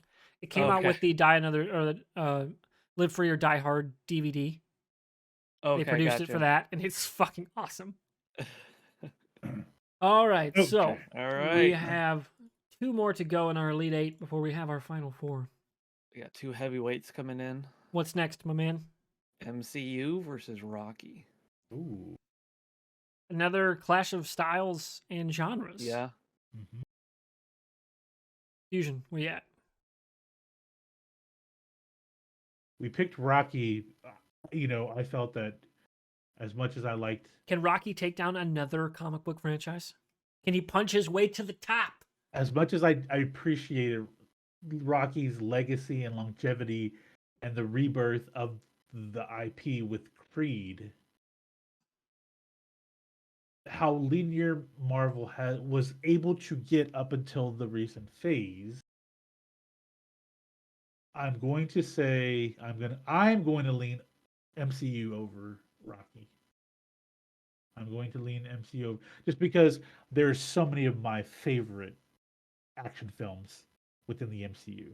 I watch Guardians all the time. I watch The Winter Soldier, even though someone we know very close to us has never seen the film. She may have never seen it, but I've seen it hundreds of times. But there are just so many characters. Maybe pushing it. That's nuts, dude. Not hundreds, but I'm getting close to 100. I'm going to be real with you. It's played in the background. It's played in the background. It's your Mummy. A lot. Yeah.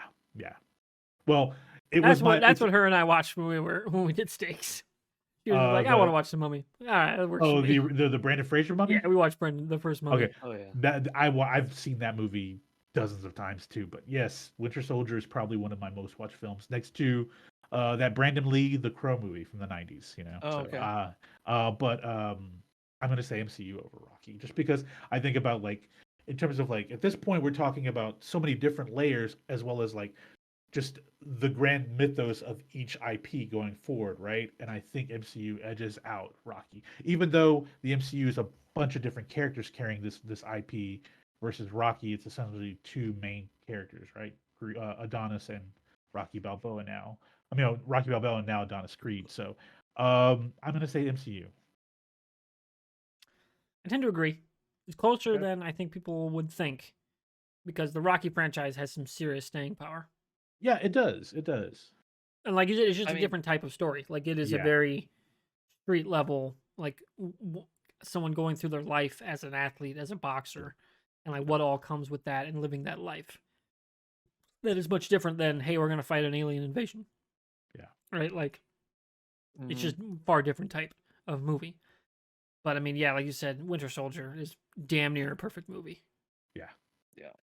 Like, When we Rocky talk is about yeah, through and through a character study, yeah, it is. It is. and Yeah. which is way different than the MCU. Which individual MCU movies can be character studies, but as a whole, Rocky is as a whole a character study all the way through. Like even to Creed 2, you still have Rocky Balboa in the movie, so there's still character development there, and now it's going on to Creed, and so it's a way different styles, but yeah, I can see MCU peeking out here.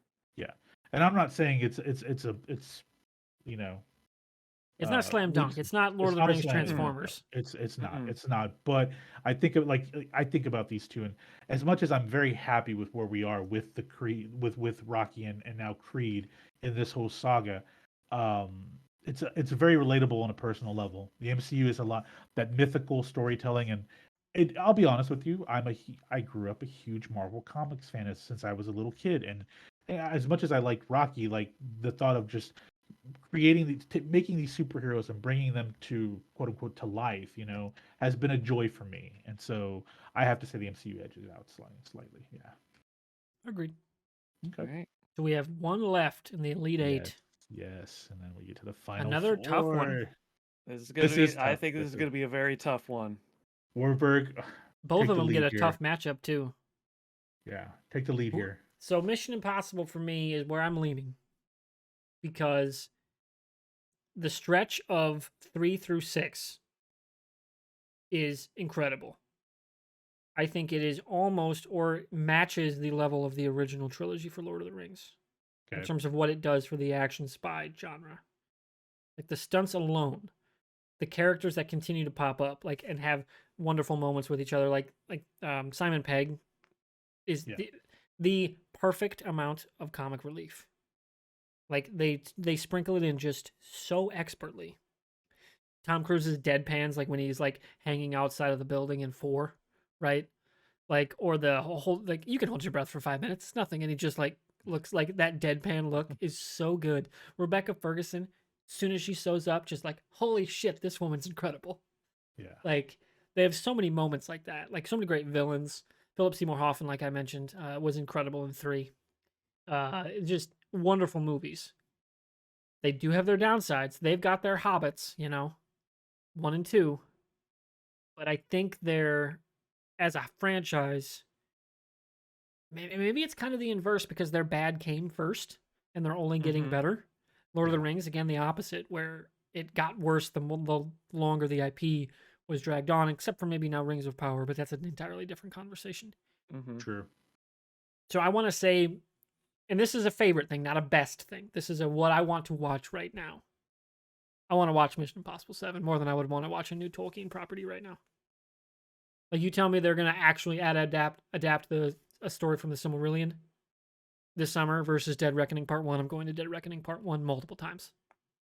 That's where I'm at.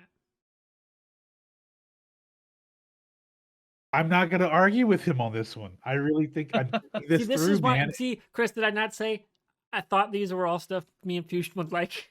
Yeah. Yeah. I've been paying I mean, attention.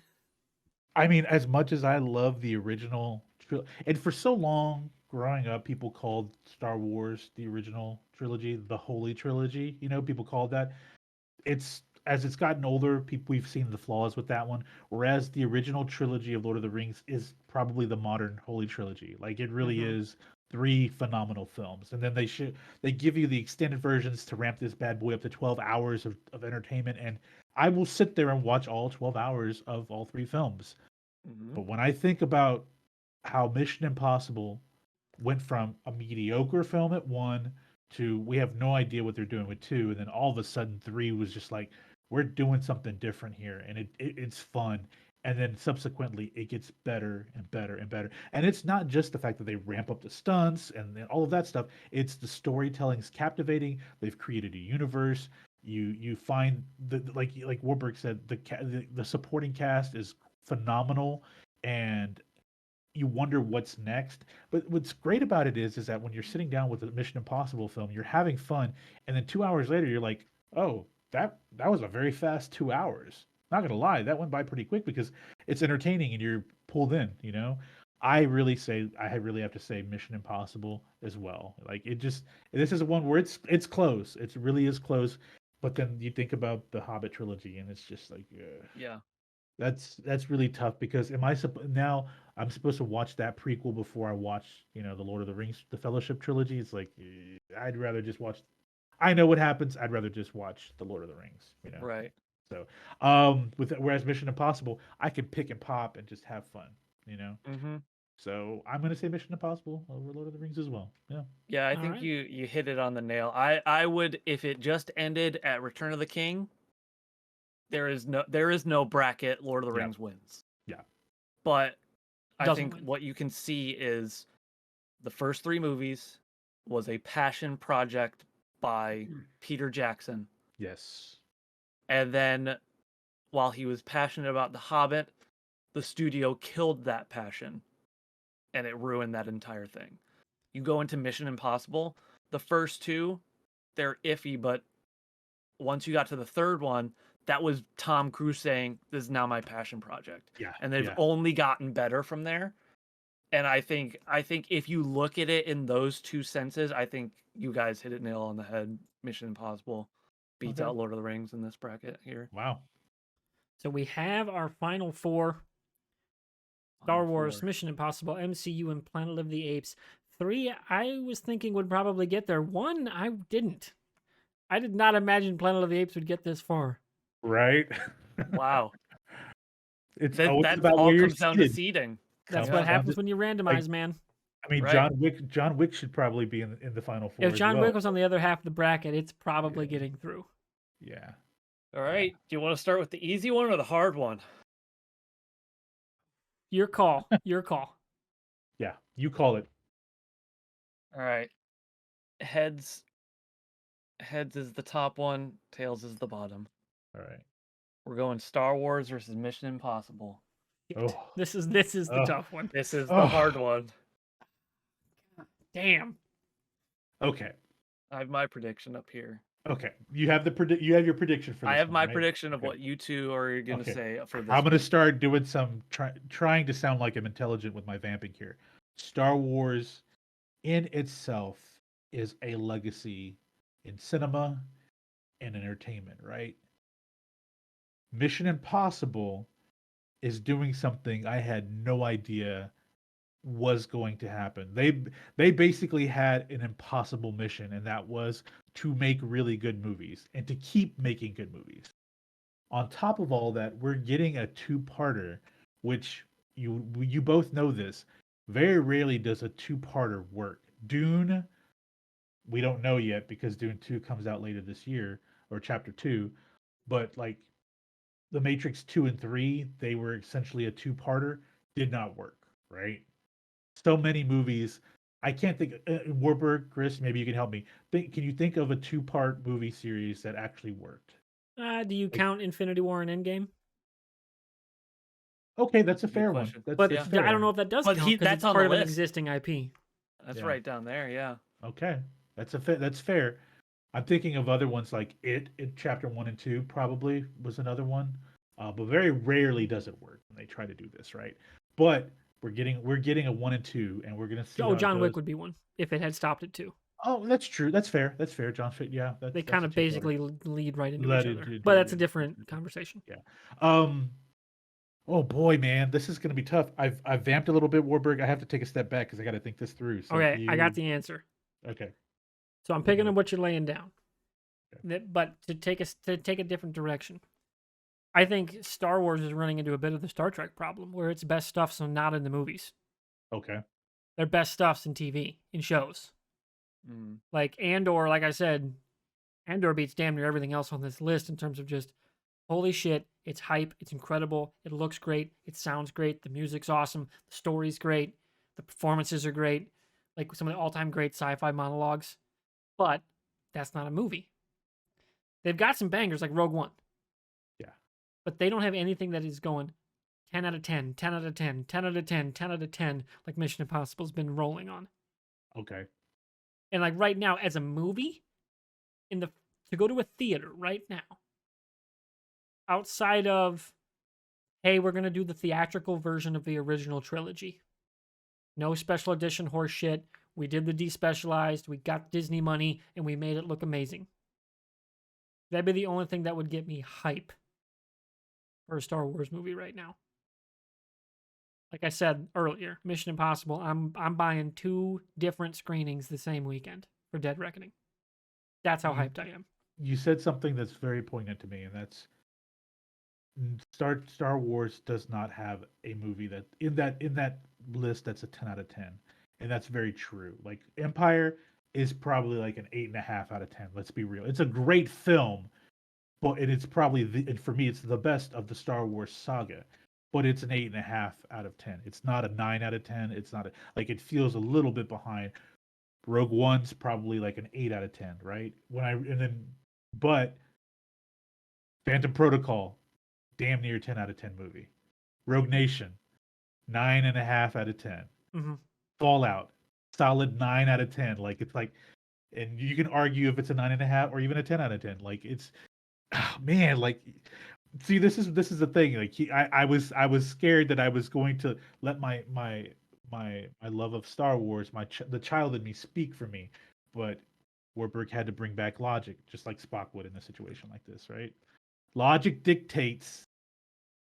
For me, I have to pick of the two, Mission Impossible over Star Wars.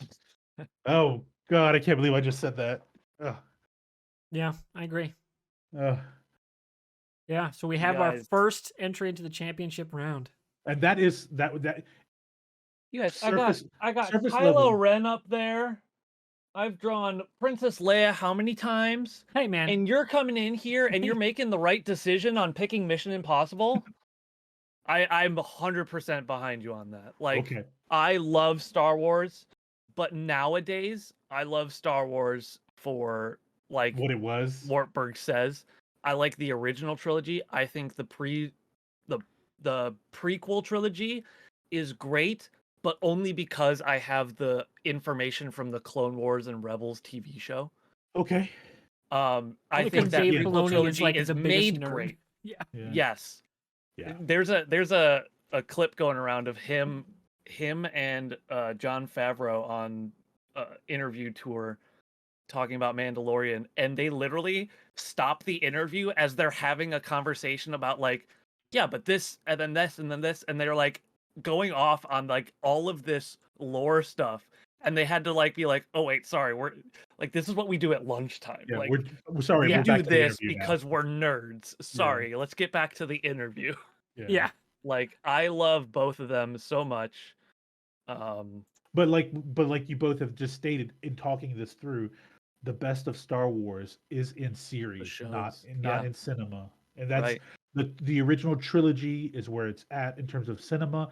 Outside of that, Rogue One is really good, but the best of Star Wars is Clone Wars. 40 years ago. It's Mandalorian, it's Yeah. Andor, like it's Like Star Trek, it's not in theaters. no Right. Strange It's in the Strange New serialized Worlds. storytelling. Strange New Worlds is the best part of Star Trek for me at this point. I had so much fun with Strange New Worlds. That dude, Chris, you're gonna start with that. We're gonna start you with that. I think. Yeah. All We're right. gonna start you with Strange But- New Worlds. Yeah, I know the popular pick is Star Wars for most people, and they can consider this an upset, but when you really break it down, like yeah, when it comes to pure movies right now, there's pure no movies. you don't get more pure cinema right now No, than Mission Right. Impossible. Right. That So- is Mission Impossible right now is the sure you have your MCU, but I think when I think blockbuster weekend out, grab your popcorn and go to the movies, Mission Impossible is something that like comes to mind. Yeah. So, okay. but speaking of MCU, Ugh. MCU versus one of the other Andy Serkis things that lost in the last round to Mission Impossible: The Planet of the Apes. Oh man, This is the weaker Final Four matchup for sure. This is the Yeah. weaker, but I think it's definitely still close. Because this is the smallest franchise yeah. versus the the smallest biggest. franchise versus the biggest. Yep. Well, no.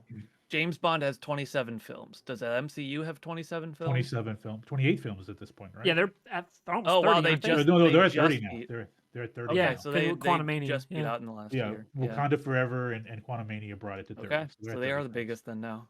Okay. Plus, they're Um, the biggest monetarily too.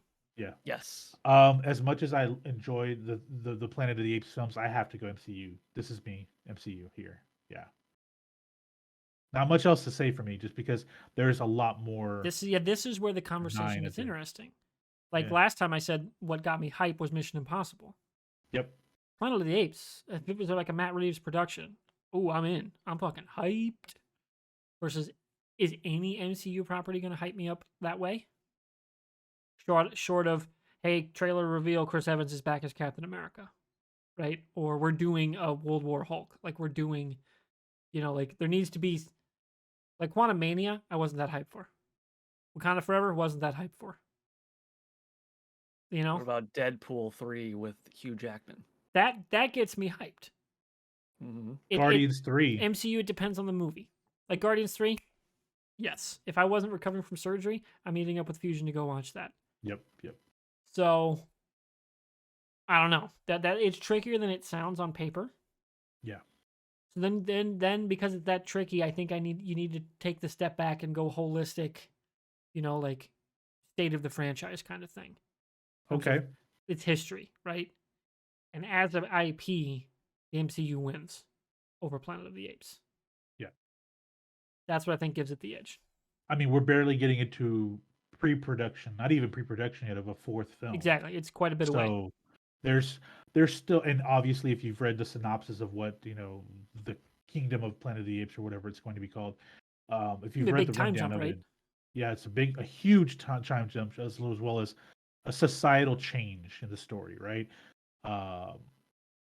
There could be there's a possibility that had we do this 10 years from now, like the Planet of the Apes may change, where its place in history because of the fact that they're 3 for 3 on the films. They really are. It's just the body of work isn't there yet for me.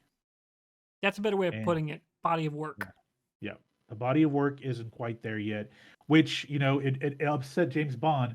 There is a body of work for James Bond, but the problem with that is that it's a little bit all over. It's more of all over the place with James Bond. Yeah. Very And helter skelter. Yeah, and Jurassic Park just didn't have any direction for Has me. one at good all. movie, and the rest are. Yeah. Whereas with the MCU, the IP, the history of the IP, and there are some really good 9 out of 10 movies consistently in there on the first of the first 25 of them. Yeah. The first 10 years was some great cinema. And even now, you still get your No Way Homes. Yep. Yeah. So, Yeah. we'll see what happens. So we have our championship round. Yes, we So do. we have the MCU versus Mission Impossible. So, Chris, you had your champion. Don't reveal it yet. But were Yeah, either don't of reveal. these in the championship round? Yes. Were both of Okay. them? Yes. Holy shit, we nailed it! Yes! I had Oh my both of God. these in the championship round. Oh, we're so good at this. So All right. here's the thing. I don't want to be the decider. I think if we have to go to chat for the decider. All right, Okay, chat, you're that's on fair. deck. Stay ready. If we don't bring this If run needed. in, you're up to bat. Actually, it's a pretty good baseball analogy. I'm gonna pat myself on the No. back for that. I nailed that one. I like that. I like that. Fusion. Pathos reloads hands. Yes. Yes. I love that they I rewatched Arcane recently, and I love that they brought that in for Vi's character Yes. when she does the Yes. reload with the gauntlets. God, So it's good. cool. That show fucking rules, dude. It's great. I still can't believe we haven't gotten any announcements for 3 or season 2. Yeah. Like, oh, come on. Come on. Anyway, Fusion, take us home. Championship round. Well, it's coming clutch. What are we doing? The things that make Mission Impossible great are what make the MCU problematic right now, and that's momentum. Mission Impossible is on a trajectory that it's just since part 3, Mission Impossible 3, since that movie, it's been uphill nonstop. MCU was a rocket the first decade. Since then, it's lost its way a bit for me in terms of films, whereas the TV shows, there have been some good quality stuff out there. Don't sleep on Moon Knight, by the way. It's a pretty damn good show. I am going to say, man, for me, I've got to, when I really think about this, legacy, like and the funny thing is this, Mission Impossible has a deeper legacy because they have a 60s TV show that Yeah, wasn't half they have an bad. OG series, which is what Yeah. Bond was riffing off of as an answer in the 90s. Yep. When I think about this, like they have a further back legacy, but the MCU has a richer legacy. But when I think about momentum right now, I really have to say, like for me, I'd rather go watch Dead Reckoning over the next MCU film. Like as much as we know the next one is going to be Guardians, right? And we're really excited for Guardians. But I'm really excited for Dead Reckoning Part 1 because outside of the stunts, we know that they have put their, like Tom Cruise and that team has put their blood, sweat, and tears. Chris McQuarrie, that's the director, Yeah. right? McQuarrie. They put everything into this franchise. Like this is their legacy. Like they want this to be their legacy, and that's crazy because you think about like just Tom Cruise's. He certainly doesn't need it. No, this bibliography of films, man, it's crazy to think, but he has really hitched himself to this franchise, right? He's 60 years old, but he's like, I'm not going anywhere anytime soon. And, okay, yeah, I have no problem with that. The dude wants to do whatever crazy stunts, but great storytelling. Simon Pegg loves being a part of it. I'm going to say slightly edging Mission Impossible over MCU due to the fact that Mission Impossible has really just crazy, ridiculous momentum right now. Dude, it's hard to argue with that because you know where I stand on the hype for Dead Reckoning. I've reiterated it multiple times this episode. Yep. Yeah, I mean, for franchises that get my blood pumping, I'm going Mission Impossible right now. I agree. Chat, you don't get a vote right now because we didn't tie, but what do you think? MCU versus Mission Impossible. Rhoda, you're here. You did not actually watch the Mission Impossible movies. You should, though. They're amazing. Chris chimes in, Mission Impossible. Emma, how about you? What do you think? Anyone else in chat? Say hey. Are we crazy? Are we What'd crazy? What'd you write down? What did you write? What did you write I wrote down? He's smiling. Oh. MCU, but tough final against Mission Impossible. Oh, damn, dude. I thought it would be the MCU. And this was before we had any conversations about all of this. I was just like, man, the MCU just has such a catalog of great films.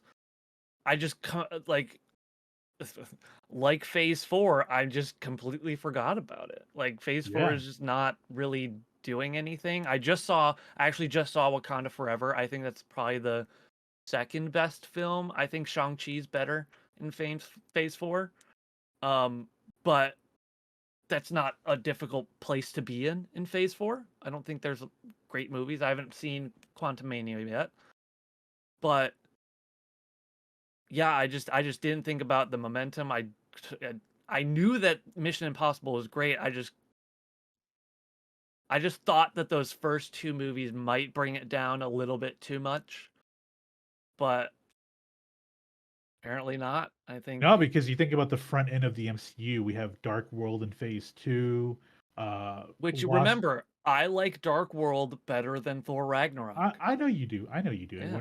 We're not going to rip you on that. We're also talking Eternals and other not so great movies like Love and Thunder. The second Ant-Man film was horrible. Ant-Man and Wasp. What a waste of Walton Goggins. You got Yeah. Walton Goggins. What are you doing? God, Amazon, please don't screw up Fallout. Please don't screw up Fallout. Come on. So, big takeaways. Yeah. Let's take a step back here. As I metaphorically lean back there. Yeah, Mission Impossible. Have we refreshed? I've just saved the bracket. Champion Mission Impossible. The That's bracket is crazy. final. Mission That's Impossible crazy. is cutting down the nets Wow. in a shocker, a stunner. I'm just glad I got the last two in there. I thought Mission Impossible was going to have a tough time against Lord of the Rings and Star Wars there. Look, That was a tough bracket for them. I Again, feel bad for John Wick, man. You put I John do. Wick on the other side, it might be John Wick Mission Impossible in the championship. Yeah. How do you face Planet of the Apes against Mission Impossible? Like, again, it comes down to I feel like what's, Planet of the what's Apes now. is very much okay. That's fair. But like, Planet of the Apes is very much the same thing as Mission Impossible, except it didn't have a bad movie to start. That is true. That's very fair. That is an interesting conversation. That would have been a great one. Same with Planet of the Apes versus Wick. I don't know. Mm-hmm. I really don't. That's a straight up, I'm grabbing a coin and flipping. Yeah. There's some tough ones that could have been happening on here. Jaron poses a really good question in the chat. So let's say that hypothetically Endgame was coming out in like a month. Would it compare better in terms of momentum? Oh, much better. Here's the thing, guys. Is for me, the best thing about Phase 4 was Loki season 1. That was the best thing, a TV show. Right. That tells you all you need to know about Phase 4. Like if Endgame had just hit, yeah, let's go. Yeah. Like it's just, this is an interesting kind of structure to this podcast episode because you have like the now, like we're doing with Mission Impossible, and you have like the then, like with James Bond or Rocky, Bourne, right? Like Bourne. Like you have part snapshot in time and part now, and the marriage of those two and how we figure out what is more important is what makes the conversations fun.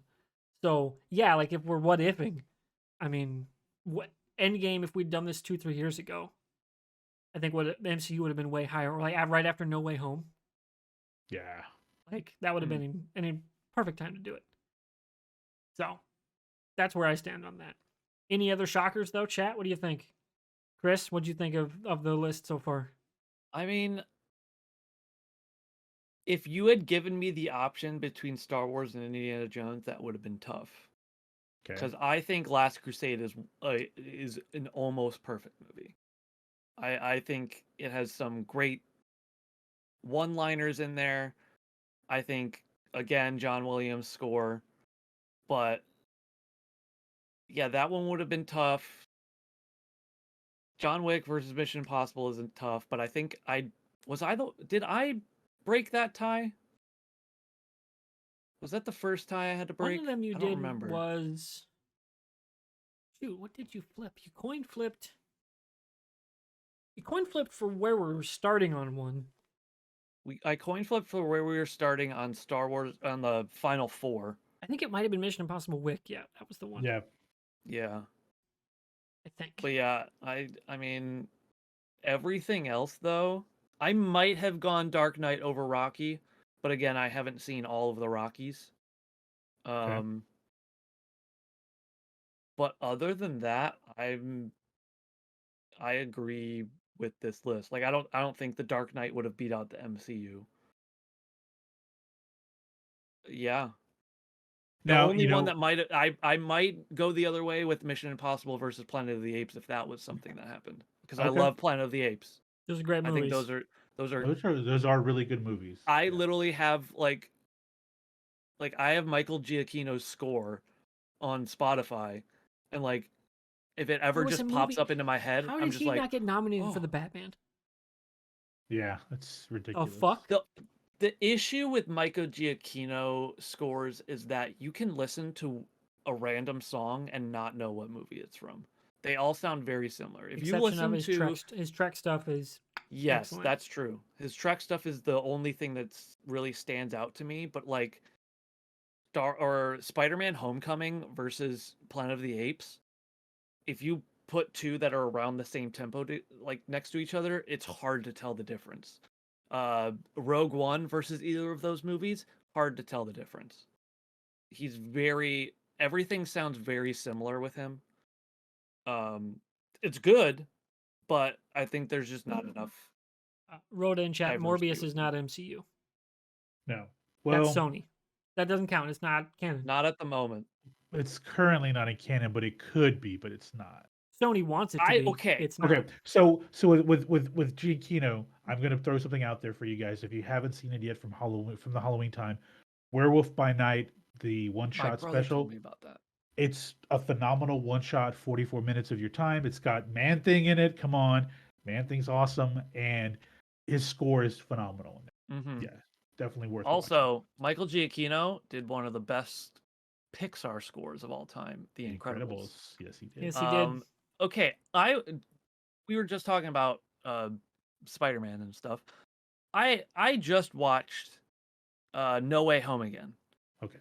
and I guess you could go spoiler alert. It's the after credit scene with Tom Hardy's Venom. He's in their world. How did he get there? How does he know that Spider-Man is Peter Parker? Because that's the only people that were brought over. It doesn't make sense. That's Sony just saying, please put Venom in the MCU already. That's all that That's was. literally all that it was. But that's You Kevin. could see- That's Feige going, okay, Sony. Okay. yeah. Just, Yeah. okay. Like, Yeah, we'll shut just up. we'll Shut just the throw it in fuck there up. and leave us. Yeah, We'll because make they your were shitty still Morbius movie. because while they were filming that, there was still potential talk of Tom Holland appearing in the next in Venom 3. Mm, Yeah. That's Okay. why. That's I think why. that's gotcha. done. I think if you're gonna do it, Yeah. just put Garfield in it. Yeah. oh my The gosh. fan, I the wanna fans go are to the fans Garfield. are the fans are clamoring for Garfield. Just have him be the Peter Parker of that Venom movie. Yeah. Yep, that'd be interesting. So, speaking of interesting, this has been a very fun conversation. Yeah. It's been Yeah. 2 hours 2 hours. talking movies. I love doing this kind of thing. We gotta do something else like this soon. I Oh, like for this sure. bracket style. Episode 69 is going to be on June 9th. Might have to have you Dang. on. We might be inviting Jackie on, Of course. of course.